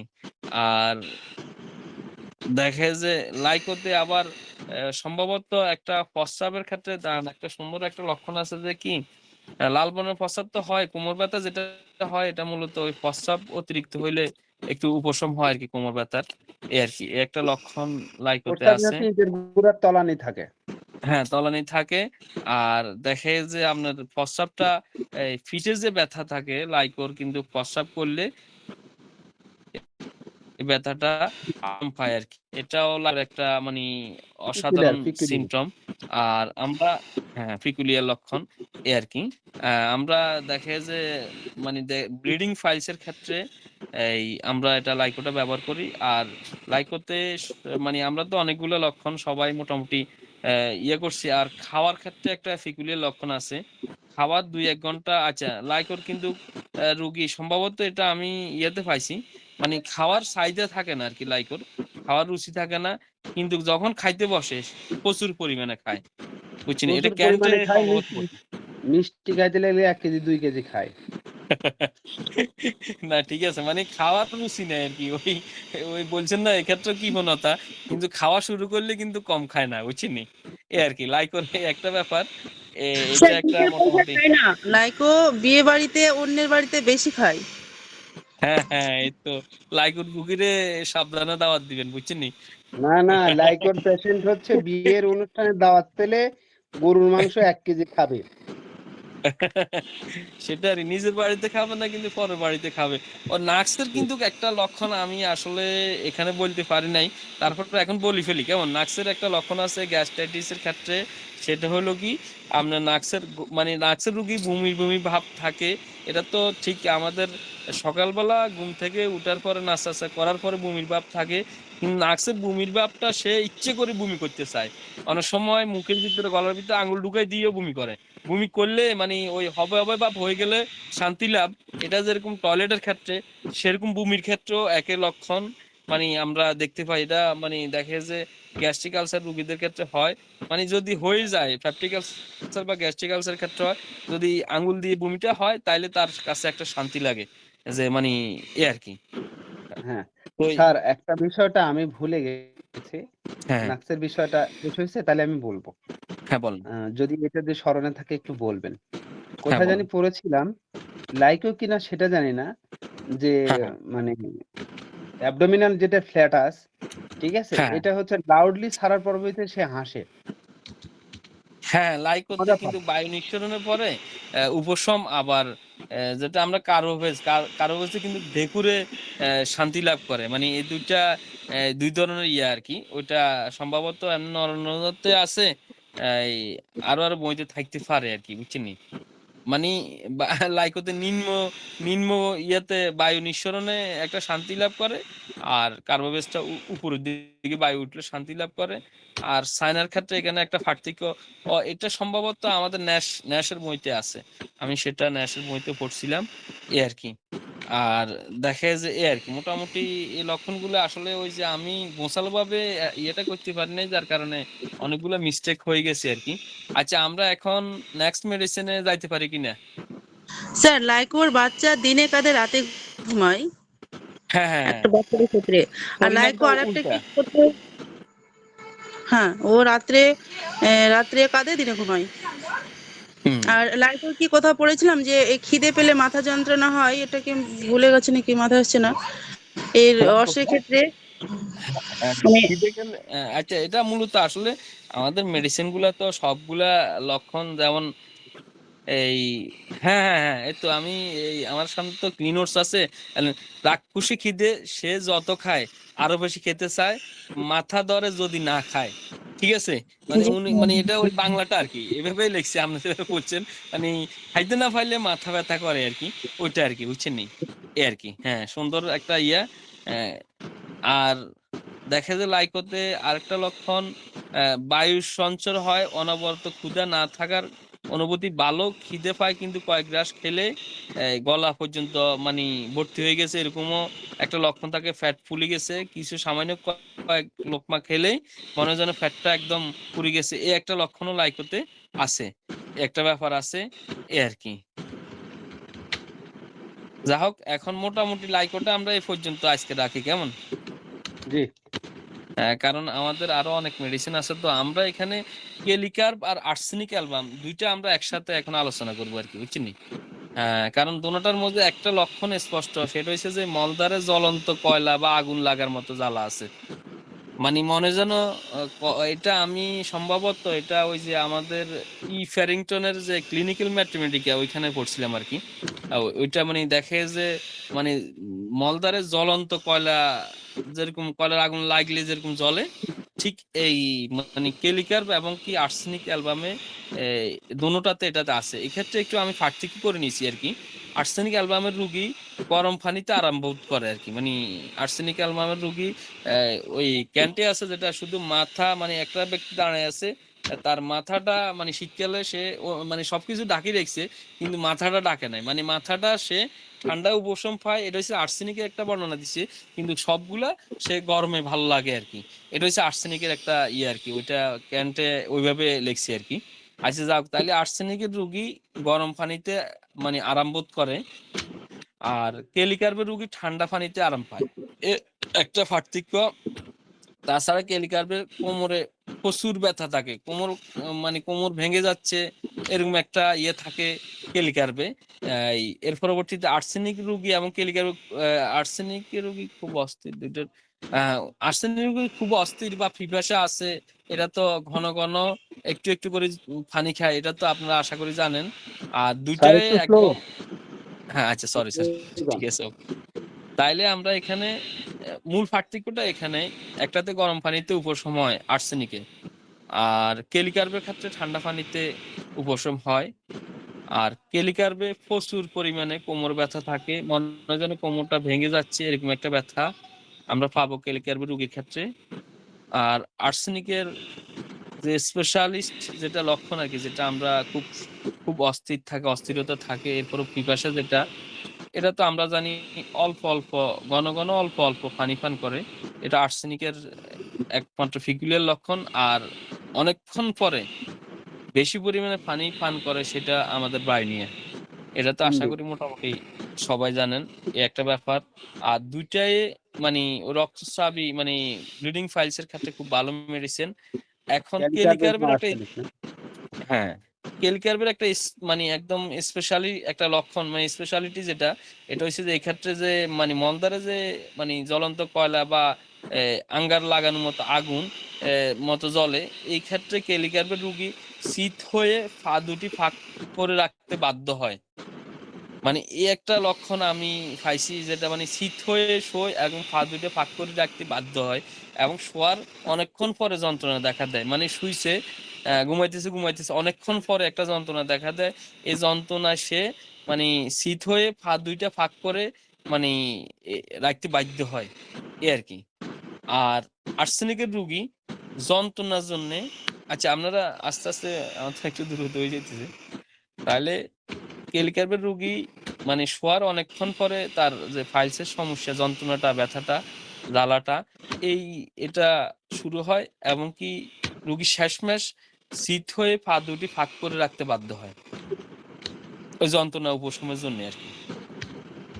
এখন আপনারা আপনাদের বাসায় ওটা লেখেন বা আমাদের আমির ইসলাম ভাই, শফিক ভাই এটা একটা সুন্দর বর্ণনা হয়তো দিতে পারবে, আমি ওইভাবে বুঝাইতে পারিনি আর কি, এই লক্ষণটা আর কি, বুঝছেন নি, এই আর কি। এইটা হচ্ছে ক্যালিকার্বে পেশেন্টের হচ্ছে অর্শে প্রচন্ড পরিমাণ জ্বালা থাকে এবং এই জ্বালাটা শয়নকালের কিছুক্ষণ পরে বা অনেক পরে এটা শুরু হয়, যার ফলে পেশেন্ট হচ্ছে দু পা প্রসারিত করে চিত হয়ে শুয়ে থাকতে বাধ্য হয়। হ্যাঁ, হ্যাঁ। এটাই মূলত এভাবে। আচ্ছা, আর আর্সেনিকের ক্ষেত্রে আমরা কি দেখতে পাই? আর্সেনিকের রোগী যন্ত্রণার জন্যে না পারে বসতে, না পারে ঘুমাইতে। এই মানে যন্ত্রণা এত বেশি যে সে বসতেও পারে না, অস্থির আর কি, ঘুমাইতেও পারে না। চলার সময় ও বসে থাকলে ফুসফুটার মতো স্ট্রেচিং পেইন, যেটা আমরা মানে রেকটামের ক্ষেত্রে পড়ছি আর কি, স্ট্রেচিং পেইন মানে চলার ক্ষেত্রে মানে হাঁটা চলার সময় এবং বসে থাকলে দুই অবস্থাতে ফুসফুটার মতো যন্ত্রণা থাকে। কিন্তু মলত্যাগের সময় একটা ফিকুলিয়ার সিনড্রোম, যে মলত্যাগের সময় কোনো বেদনা থাকে না। একটু এটা কাইন্ডলি লিখে নেন, কারণ এখানে আরেকবার লক্ষণটা রিপিট আমরা করুন প্রথম থেকে। হ্যাঁ, আর্সেল আর্সেনিকের রোগী মানে এত যন্ত্রণা যে সে বসে থাকতে পারে না, ঘুমাইতে পারে না, চলার সময় এবং বসে থাকে যখন, তখন ফুসফুটার মতো বেদনা থাকে আর কি আর্সেনিক রোগীর ক্ষেত্রে। আর কিন্তু যখন সে মলত্যাগ করে ওই সময় কোনো রকমের কোনো বেদনা থাকে না আর কি, সে সম্পূর্ণ সুস্থ। যেটা মানে অন্যান্য লক্ষণে আমরা জানি যে পাইলসের প্রত্যেকটাতে হয়তো মলত্যাগ করার সময়, পরে, আগে একটা ব্যথা যন্ত্রণা থাকে, এটা কিন্তু আর্সেনিক রোগীর মধ্যে থাকে না, অন্য সময় থাকে আর কি। যেরকম প্রস্রাব করা ছাড়া অন্য সময় জ্বালা যন্ত্রণা করে, এটা স্টাফিসিয়াক্রিয়া যেরকম একটা লক্ষণ, ঠিক আর্সেনিকের ক্ষেত্রে এখানে আমরা দেখতে পাই যে মলত্যাগের সময় এই অর্শের কোনো মানে ওই সময় কোনো ব্যথা বেদনা থাকে না, কিন্তু দেখা যায় যে অন্য সময় চলার সময়, বসে থাকলে ওই সময় যাই ফুসফুটার মতো ব্যথা থাকে আর কি।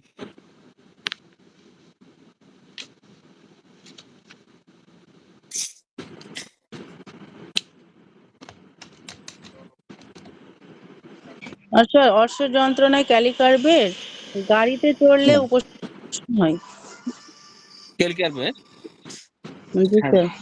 যাক যাক, সুন্দর একটা কথা বললেন। গাড়িতে চড়লে উপশম না? হ্যাঁ, জি স্যার। সুন্দর একটা লক্ষণ।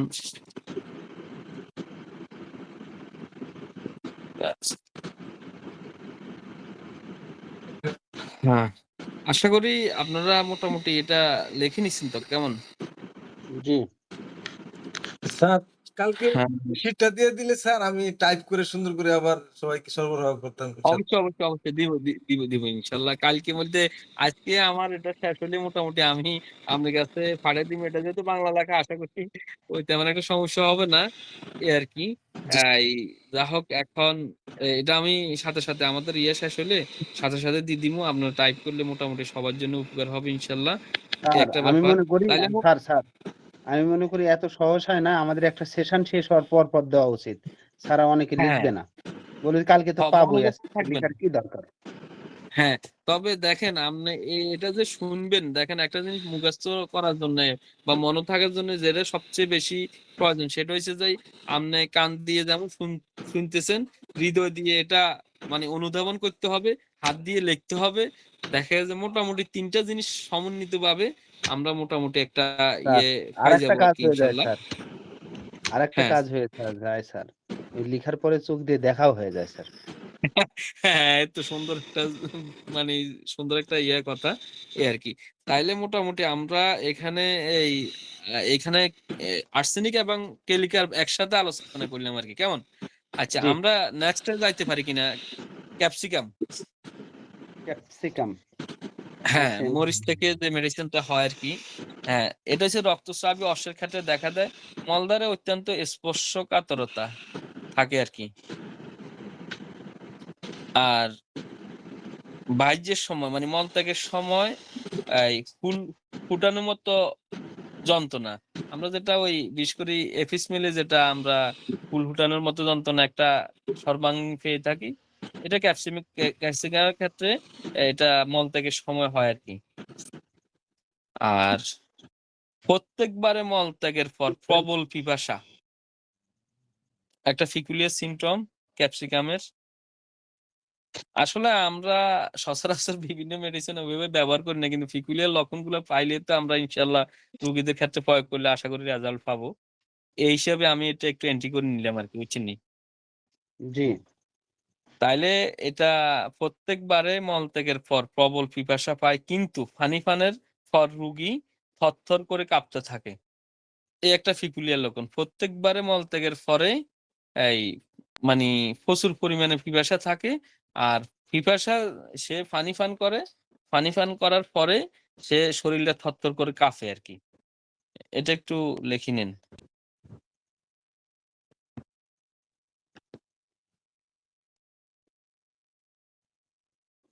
আর ক্যাপসিকামের ক্ষেত্রে একটা ফার্স্ট হিস্ট্রি আছে। সেটা হইলো যে আ যারা অতীতে প্রচুর পরিমাণে মরিচের ঝালযুক্ত খাবার খেয়েছে, তাদের ক্ষেত্রে এটা উপযোগী।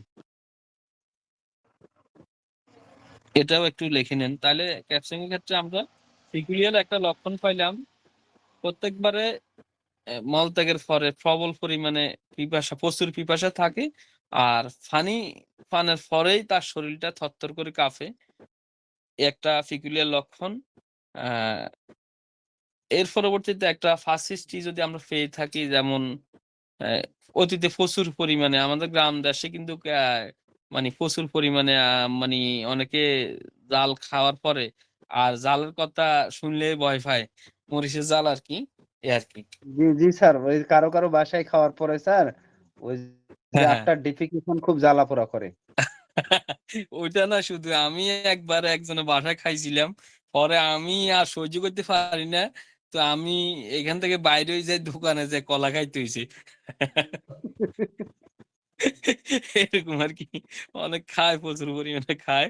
আচ্ছা যা হোক, আমরা মোটামুটি ক্যাপসিকামের আশা করি আপনাদের লেখা শেষ। কেমন? আমরা হ্যাঁ, আমরা হেমামিলিস, মিলিফোলিয়াম একসাথে আলোচনা করব আরকি। হ্যাঁ, হ্যামা। হ্যাঁ, হেমামিলিসে মলদ্বারে টাটানি একটা ব্যথা থাকে। আর টাটানি ব্যথার সাথে কালো বর্ণের রক্তস্রাব হয়। এটা হচ্ছে যে হেমামিলিসের নিজস্ব লক্ষণ আরকি। আর মিলিফোলিয়ামে কোনো ব্যথা থাকে না। আর উজ্জ্বল লাল বর্ণের রক্তস্রাব হয়। মানে ২ টাই মানে বিপরীত। এই কারণে মনে রাখার জন্য আমি একসাথে আলোচনা করতেছি। বুঝছেননি?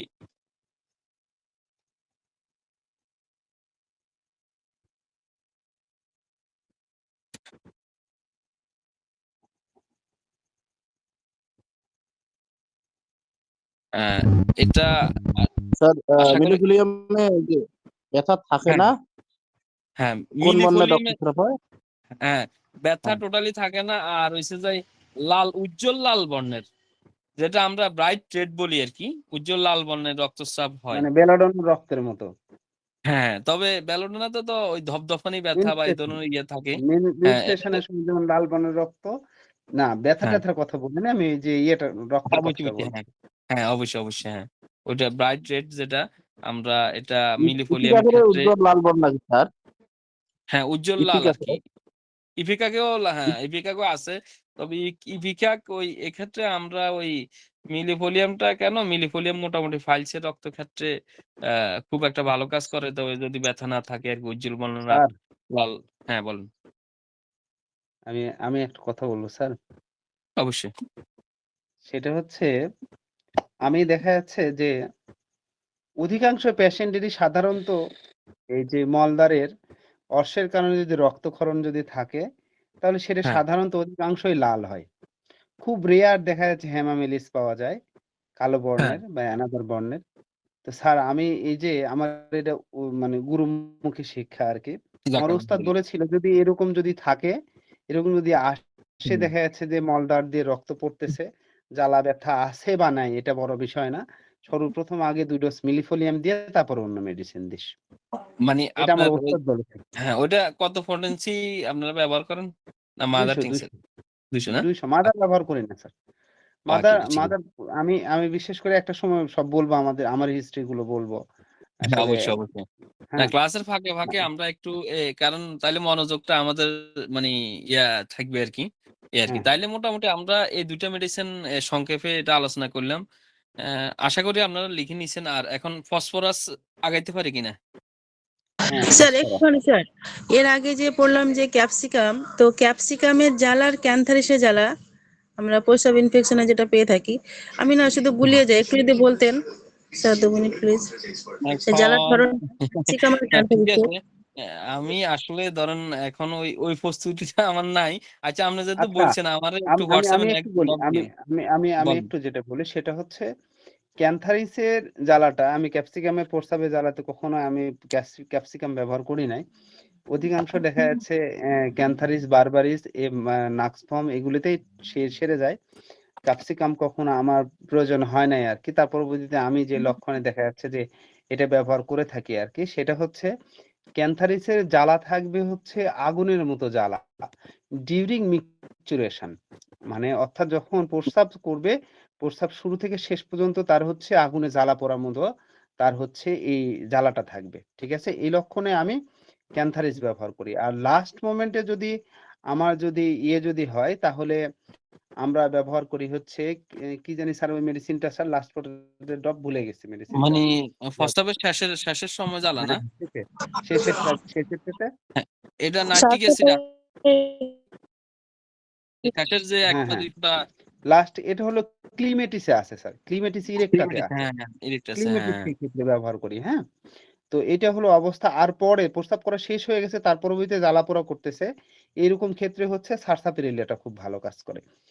ঠিক আছে? প্রস্রাবের শেষ অংশে আরকি এমন। হ্যাঁ, আর হ্যাঁ। প্রস্রাব আপনার প্রস্রাব করা শেষ অন্য সময় ইউরেথ্রাতে জ্বালা ওইটা স্টাফসেক্টিয়া। ও আচ্ছা, আচ্ছা। মানে প্রস্রাব করার অনেকক্ষণ পরে আরকি এটা।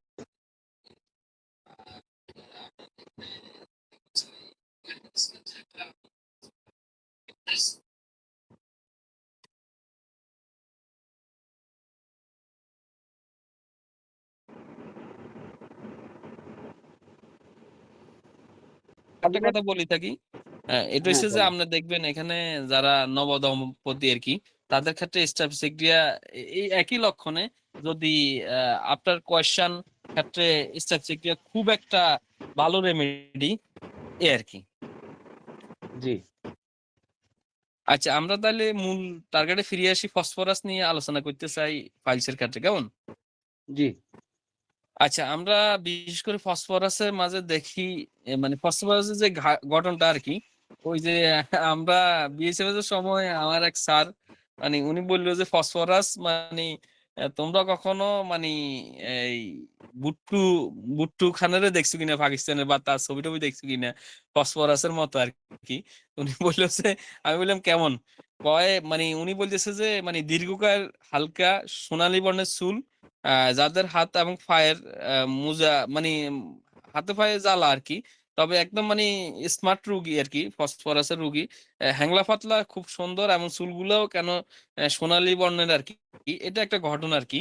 আর ফসফরাসে আপনি একটা জিনিস পাইবেন সেটা হইছে যাই আমি যেটা ক্যান্টে আমি পড়ছি সেটা হইছে মাজার তালু এবং কি মানি পাকস্থলী এ এই ২ টা কিন্তু জ্বালা থাকে এবং কি এই ২ টাতে ঠান্ডা চায়।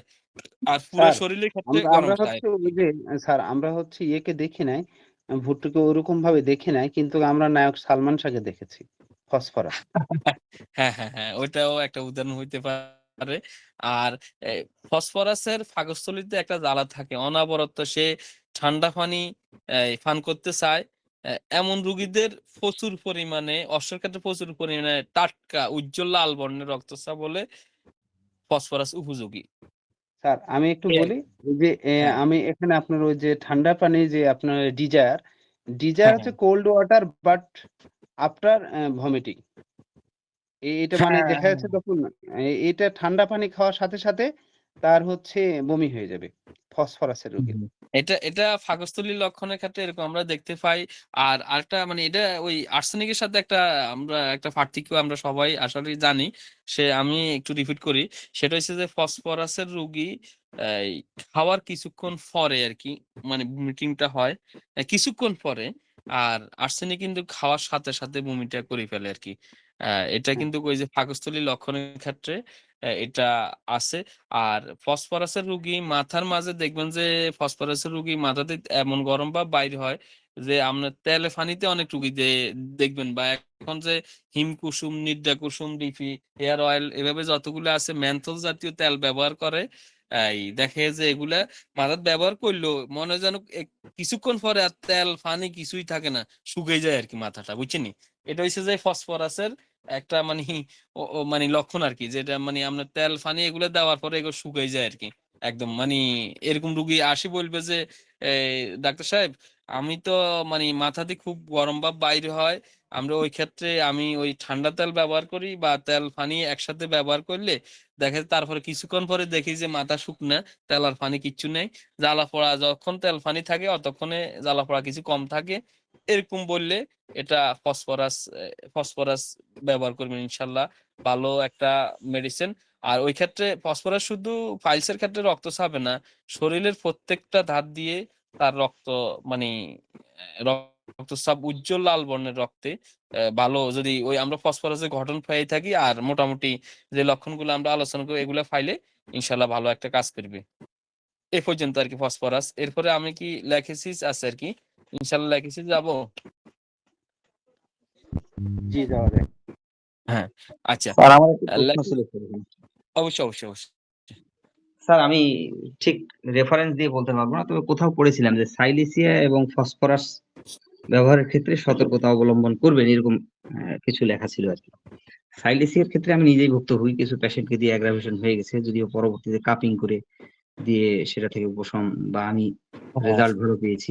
তো স্যার এই কথাটা যদি একটু ব্যাখ্যা আমাকে বলতেন স্যার, যে হ্যাঁ, ফসফরাস আচ্ছা, কেন ঠিক আছে। কিভাবে সুন্দর সতর্কতা একটা না, না অবলম্বন কথা স্যার করবেন? বলছেন আমার একটু হ্যাঁ, স্যার আমি একটু স্যার আপনার কথার মতো কথা বলছি। আমাদের হাসান স্যার যে গুরুত্বপূর্ণ কথা যেটা বললেন সেটা হচ্ছে যে সাইলেসিয়ার ক্ষেত্রে আপনি নিজে ভুক্তভোগী। সাইলেসিয়া দিয়ে অ্যাগ্রাভেশন হয়েছে পরে কাপিং করে দিয়ে সেটা থেকে আপনি পরিত্রাণ পেয়েছেন। আমি আপনার এই ব্যর্থতা প্লাস হচ্ছে এই পিলারটার একটু গল্পটা একটু শোনাবেন প্লিজ। তার পরবর্তীতে আমরা ইয়ে করব। আমরা তাতে দেখা যাচ্ছে যে ইন্সপায়ার হবার আমরা ওই জায়গাটা জেনে থাকবো। নাকি বলেন স্যার? হ্যাঁ, অবশ্যই, অবশ্যই।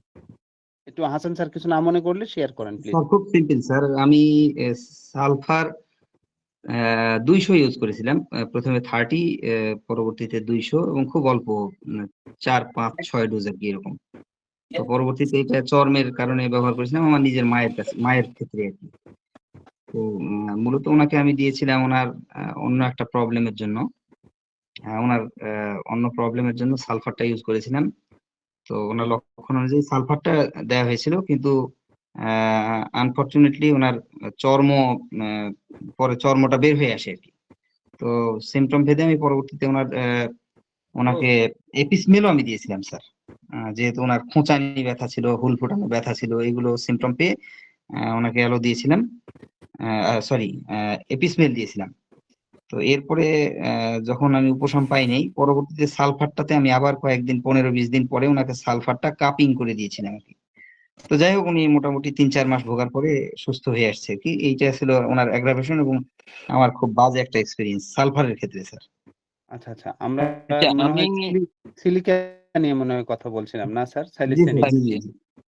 আমি না, জি আমি স্যার। সালফারের কথা বলছি স্যার। ও আচ্ছা, আচ্ছা আর স্যার। আমার প্রশ্নটা ছিল স্যার, ফসফরাস ফসফরাস ব্যবহার ক্ষেত্রে সতর্কতা আমরা কিভাবে অবলম্বন করতে পারি, যেহেতু হ্যাঁ আপনারা স্যার এটা এখানে অনেক স্কিলড এবং এক্সপিরিয়েন্সড আছেন স্যার, শফিক আচ্ছা স্যার আমি আছে, আপনি একটা আছেন, আমার যদি স্যার আছেন। আমি হ্যাঁ বলি আমার একটা এক্সপিরিয়েন্সের কথা বলি এই ফসফরাসের ক্ষেত্রে।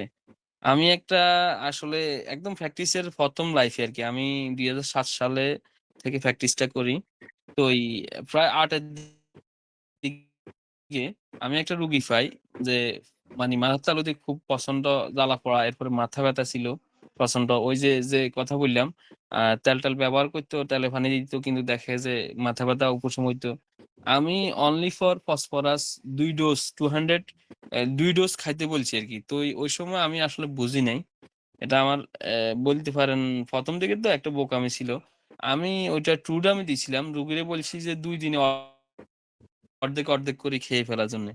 রুগী অর্ধেক করে না খাই একটু খাইছে, এর পরের দিন আবার খাইছে। আস্তে খাইতে ৫ দিন এটারে খাইছি। আমি কিন্তু দেখে যে বলছি যে ২ দিনে আপনি এটা শেষ করিবেন। শেষ করি আপনি দেখে যে একটু আপনি কি অবস্থা আমারে জানাইবেন। জানানোর পরে আমি চিন্তা করলাম পরে ফাইটামটা দিব। কিন্তু দেখে যে আসলে একটা বোকামি ছিল। পরে রুগী ১ম ২ দিন খাইছে, ৫ দিন পরে রুগী মানে রুগীর অভিযোগ আসছে। তো রুগীর তো অবস্থা চরম খারাপ। কেন কি হইছে? কয় ১ম ২ দিন ১ দিন খাইছে, পরের দিন খাইছে, এরপরে মোটামুটি একটু শান্তি পাইছে। মোটামুটি মাথা ব্যথা একদম কমিয়ে গেছে। মানে মাথা ব্যথাও ছিল না। এর কাছে অনেক স্বস্তি লাগছিল। কিন্তু পরে যখন আবার রিপিট মানে ৫ দিন খাওয়ার পরে এখন তো অবস্থা খারাপ। এখন ওই যে আপনি যে বললেন যে মানি ওই ব্যবহারের সাবধানতা আরকি। ওইটা আমি ওই ক্ষেত্রে ওই রুগী পরবর্তীতে ওই নিয়ে যায় আমাদের এখানে কুমিল্লাতে আবার ওই সেন্ট্রাল মেডিকেল কলেজ হসপিটাল আছে বেসরকারি। ওইখানে কুমিল্লা টাওয়ারে নিয়ে যায়। পরে এটা এক্স-রে করাইছে। এরপরে আবার পরে সিটি স্ক্যান করাইছে অন্য জায়গায়। করানোর পরে মানি ব্রেইন টিউমার ধরা খায়। পরে রুগী কিছুদিন পরে মারা যায় আরকি। তো এটা মানে অত্যন্ত দুঃখের সহিত আমার ১ম জীবনে ঘটে যাওয়া একটা ইয়ে। আর রুগী দেখেন সবচেয়ে বড় কথা হচ্ছে আমরা যাই বলি না কেন, রুগীরা যদি ভালো রেসপন্স না করে, এই যে ফসফরাসের ক্ষেত্রে আপনি বললেন, এক্সাক্ট যদি ফসফরাসের লক্ষণ পান এবং কি রুগী যদি মনে করেন যে ফিজিক্যালি রুগীর ভাইটালিটি অনেক দুর্বল, ওই ক্ষেত্রে ১ ডোজ আপনার প্রয়োজনে নিজে হাতে করেই ১ ডোজ খাওয়াই দিবেন। এই মানে মেডিসিন রুগীর সাথে দিবেন না। আর যা দিবেন মন মতো ফাইটাম দিবেন ২-৪ টা যা দেন। এরকম ভাবে দেওয়া যায় যাতে করে এটা অ্যাগ্রিগেশন এর দিকে না যায় আরকি। এটা ছিল আমার মোটামুটি এটা সম্বন্ধে মানে আমার অভিজ্ঞতা এবং কি এটা আমার পরবর্তীতে জীবনে আমি এটা এভাবে প্রয়োগ করছি আরকি। এই হইছে কথা আরকি। আচ্ছা আমরা মোটামুটি যদি ফসফরাসের মোটামুটি আলোচনা শেষ হয়, তাইলে আমরা অন্য লেগেসিস সম্বন্ধে আলোচনা যাইতে চাই আরকি। কি বলেন? স্যার হ্যাঁ, বলেন। আমি আহ, আমি আর মাথায় নিতে পারছি না, একদিনে এতগুলো মেডিসিন স্যার। আচ্ছা, আচ্ছা, তাইলে ঠিক আছে। ওকে। আমার তো লেখা আছে আমরা কালকে থেকে আবার আলোচনা করি তাইলে। মোটামুটি যেহেতু আমাদের বোন বলল যে না আসলে ওনার ঠিক আছে। অনেকে আমরা এখানে 10টা 40 বেজে গেছে অলরেডি। আমরা প্রায় ১ ঘন্টা ৪০ মিনিট এ পর্যন্ত আলোচনা করলাম। কিন্তু যাক স্যার আমি তো মনে করেন আজকে ফুল এনার্জি নিয়ে বসছিলাম। মনে করলাম যে রাত ২টা পর্যন্ত ক্লাস আলহামদুলিল্লাহ। করব। এখন আসলে যাই যাক। না স্যার ঠিক আসলে আছে। আপনারা আলোচনা করেন, আমি বেরিয়ে গেলাম। আপনারা আলোচনা করেন আর না ঠিক আছে কেউ সবাই বাইরে আমাদের আমরা থাকে clinical experience শুনেন বলেন স্যার। আপু, আমরা মোটামুটি শেষ করে দিতেছি। আর শুনেন আসলে ঘটনা হইছে যে আমরা এখানে আলহামদুলিল্লাহ সবার এনার্জি একরকম না, তাও আমাদের অনেক সময় অলরেডি আমরা মানি পার করে দিছি। যাক আমাদের ওই যে হাসান আলী ভাই কিছু বলতে চায়। আহ, স্যার আমি বলতে চাচ্ছি যে আসিয়া ম্যাম যেহেতু ক্লান্ত, আমরা অনেকেই ক্লান্ত, আসলে আমরা কর্মজীবী। যাই হোক স্যার, যেটা বলছিলাম যে আহ, যেহেতু মেডিসিন গুলো ইন ডিটেইল আপনি সব বলছেন, অনেকে নোট করছি আমরা। তো স্যার হ্যাঁ এক কথায় যদি মেডিসিন গুলোর নাম শুধু বলে যেতেন তাহলে হয়তো সিমটম অনুযায়ী আমরা এগুলো পড়ে নিতে পারতাম। কারণ পরবর্তীতে হয়তো আপনার এই সাবজেক্ট নিয়ে যখন ক্লাস করবে না, হয়তো অনেকেই আবার থাকতে পারবে না। শুধু মেডিসিন গুলোর নাম যদি বলে যেতেন যে এই মেডিসিন গুলো আপনারা দেখতে পারেন আর কি। ও মানে বুঝতে পেরেছেন আমরা যে পর্যন্ত আলোচনা করেছি যে এর অশ্বের যে বাইরে মেডিসিন গুলো নিয়ে এর পরবর্তীতে আর কি মেডিসিন আছে যা সেগুলো এট এ গ্ল্যান্স নামটা বলার কথা উনি আবেদন রাইট করছিলেন। স্যার। আচ্ছা ঠিক আছে তাইলে আমি ওইটা বলতেছি। তবে এটা তো ডিপ আলোচনা। দেখেন আমি মোটামুটি আমার মনে হয় 14-15টা মেডিসিনের মতো বলছি সম্ভবত, কেমন না 12-13টা বা 14-15টাই আর কি। হ্যাঁ এই আরকি। তো এখানে আরো যে মেডিসিন আছে, এখানে দেখেন মানে ল্যাকেসিস আছে, সালফার আছে, নাইট্রিক অ্যাসিড আছে, তারপরে আমাদের ক্যালকিরিয়া ফ্লোর আছে। এগুলা গেল আমাদের শুধুমাত্র ব্লিডিং ফাইলস এর ক্ষেত্রে। আর যেটা, ব্লাইন্ডের ক্ষেত্রে সর্বপ্রথম স্কলারশিপ, তারপরে অ্যামন মিউর, তার পরবর্তীতে ম্যাগমিউর, ন্যাট্রামিউর, তারপরে স্যানিকিউলা, এর পরবর্তীতে আমরা সাইলেসিয়াটা আমরা ওইখানে নিয়েছি আরকি। সাইলেসিয়া, এর পরবর্তীতে আমাদের ইগনিশিয়া, সিফিয়া, মিউরিটিক অ্যাসিড, এরপরে সালফিউরিক অ্যাসিড, অ্যাসিড সালফারকে আমরা যেটা বলি। এরপরে এন্টিংক্লুড আছে, ব্যারেটা কার্ব আছে, রেডিয়াম ব্রোম আছে। তার পরবর্তীতে অ্যাকর স্যাডাম অ্যাকর না একটা মেডিসিন আছে। এরপরে ডাইসকোরিয়া আছে, এফিসমেল আছে, ব্র্যাটানিয়া আছে, ফিউনিয়া আছে, গ্রাফাইটিস আছে, ক্যালকিরিয়া কার্ব আছে, ক্যালকিরিয়া ফস আছে, পোডো আছে, ফেরামেট আছে, রুটে আছে। মোটামুটি এই পর্যন্ত মলদ্বারের বিভিন্ন লক্ষণের উপরে এই মেডিসিন গুলা মানে এখন যেগুলা বললাম, এখানেও সম্ভবত 25টা মেডিসিন ব্লাইন্ড ফাইলস এর ক্ষেত্রে। আর যেটা আমরা এ পর্যন্ত আলোচনা করছি সেটা কিন্তু ব্লিডিং ফাইলস প্লাস এগুলো আরকি। ফিশার ফিস্টুলা যেগুলো আছে এগুলো একসাথে আরকি। তো এখন শুধু নাম বললে যদি আমরা পড়ে নিতে পারেন তাহলে তো আলহামদুলিল্লাহ মোটামুটি সবারই কষ্ট কম হইলেও আরকি। কি কেমন? আর পরবর্তীতে আমরা এই ক্লাস করতে চাই স্যার, যেগুলো বাকি থাকলো এগুলোর ইন ডিটেইল আমরা পরবর্তীতে শুনবো ইনশাআল্লাহ। সেটা আগামী কালকে হবে আসলে ইনশাল্লাহ। হ্যাঁ, ইনশাল্লাহ। হ্যাঁ, এটা ঠিক আছে। তবে একটা জিনিস কি আমি বলি, আমরা এখানে আলোচনা করা মানে এই যে আমার আলোচনার মাঝে কিছু, কিছু গ্যাপ আছে আলহামদুলিল্লাহ। আমরা শফিক ভাইকে পাইছি, আমাদের আসিয়া আপুকে পাইছি। এভাবে যারাই আমাদের সাথে এড হয়ে আরো কিছু আলোচনা করেন। এটা আমরা ওই গ্যাপ গুলা পূরণ হয়। মোটামুটি এখান থেকে একটা শিখে যাইতেছি। অনেক ক্ষেত্রে কি হয়, ধরেন আমি একটা নোট দিয়ে দিলাম। দিয়ে দেওয়ার পরে এখানে দেখেন আমার মোটামুটি আমার মনে হয় যেন ওইখানে 25টা, এখানেও দেখে যে প্রায় ধরেন আপনার কত 16-17টা মেডিসিন। তো দেখে যে এগুলো আমরা ফাইলস, ফিশার, ফিস্টুলা এগুলোর ক্ষেত্রে ব্যবহার করি। আবার দেখে যে এখানে মানে তো আমরা এগুলা সবগুলা তো আর ব্যবহার করতে পারবো না, কিন্তু এখন যে আলোচনা করলে আমাদের যেভাবে মনে থাকবে, কিন্তু আপনার ওই যে বাসায় নিজে একলা পড়লে কিন্তু মনে থাকবে না। এই কারণে মূলত আমাদের গ্রুপ স্টাডি করা, আর এটাই সবচেয়ে বেশি সুবিধা আরকি গ্রুপ স্টাডির ক্ষেত্রে আরকি। যে আমারও মনে থাকলো আবার আপনাদেরও মনে থাকলো। হঠাৎ করে ফ্যাশনটা একটা আসলে আমরা ইনশাআল্লাহ ওইটা মানে ওই সময় কথা মনে করি আমরা ওইটা মেডিসিনটা প্রয়োগ করতে পারলাম আরকি। এই আরকি। তো আজকে তাইলে অনেক রাইত হয়ে গেছে। যদি আপনারা বিদায় দেন ইনশাআল্লাহ কালকে আবার আমরা আলোচনায় বসতে পারি। জি স্যার, জি স্যার, জি, ইনশাআল্লাহ স্যার। সারফুদ্দিন স্যার। জি স্যার। স্যার আমাদের হ্যাঁ, ঠিক ডাক্তার আছে। মোস্তাফিজুর রহমান ভূঁইয়া ফারুক স্যারকে অনেক, অনেক ধন্যবাদ স্যার। অনেক কষ্ট করে আমাদেরকে এই আলোচনাগুলো করলেন।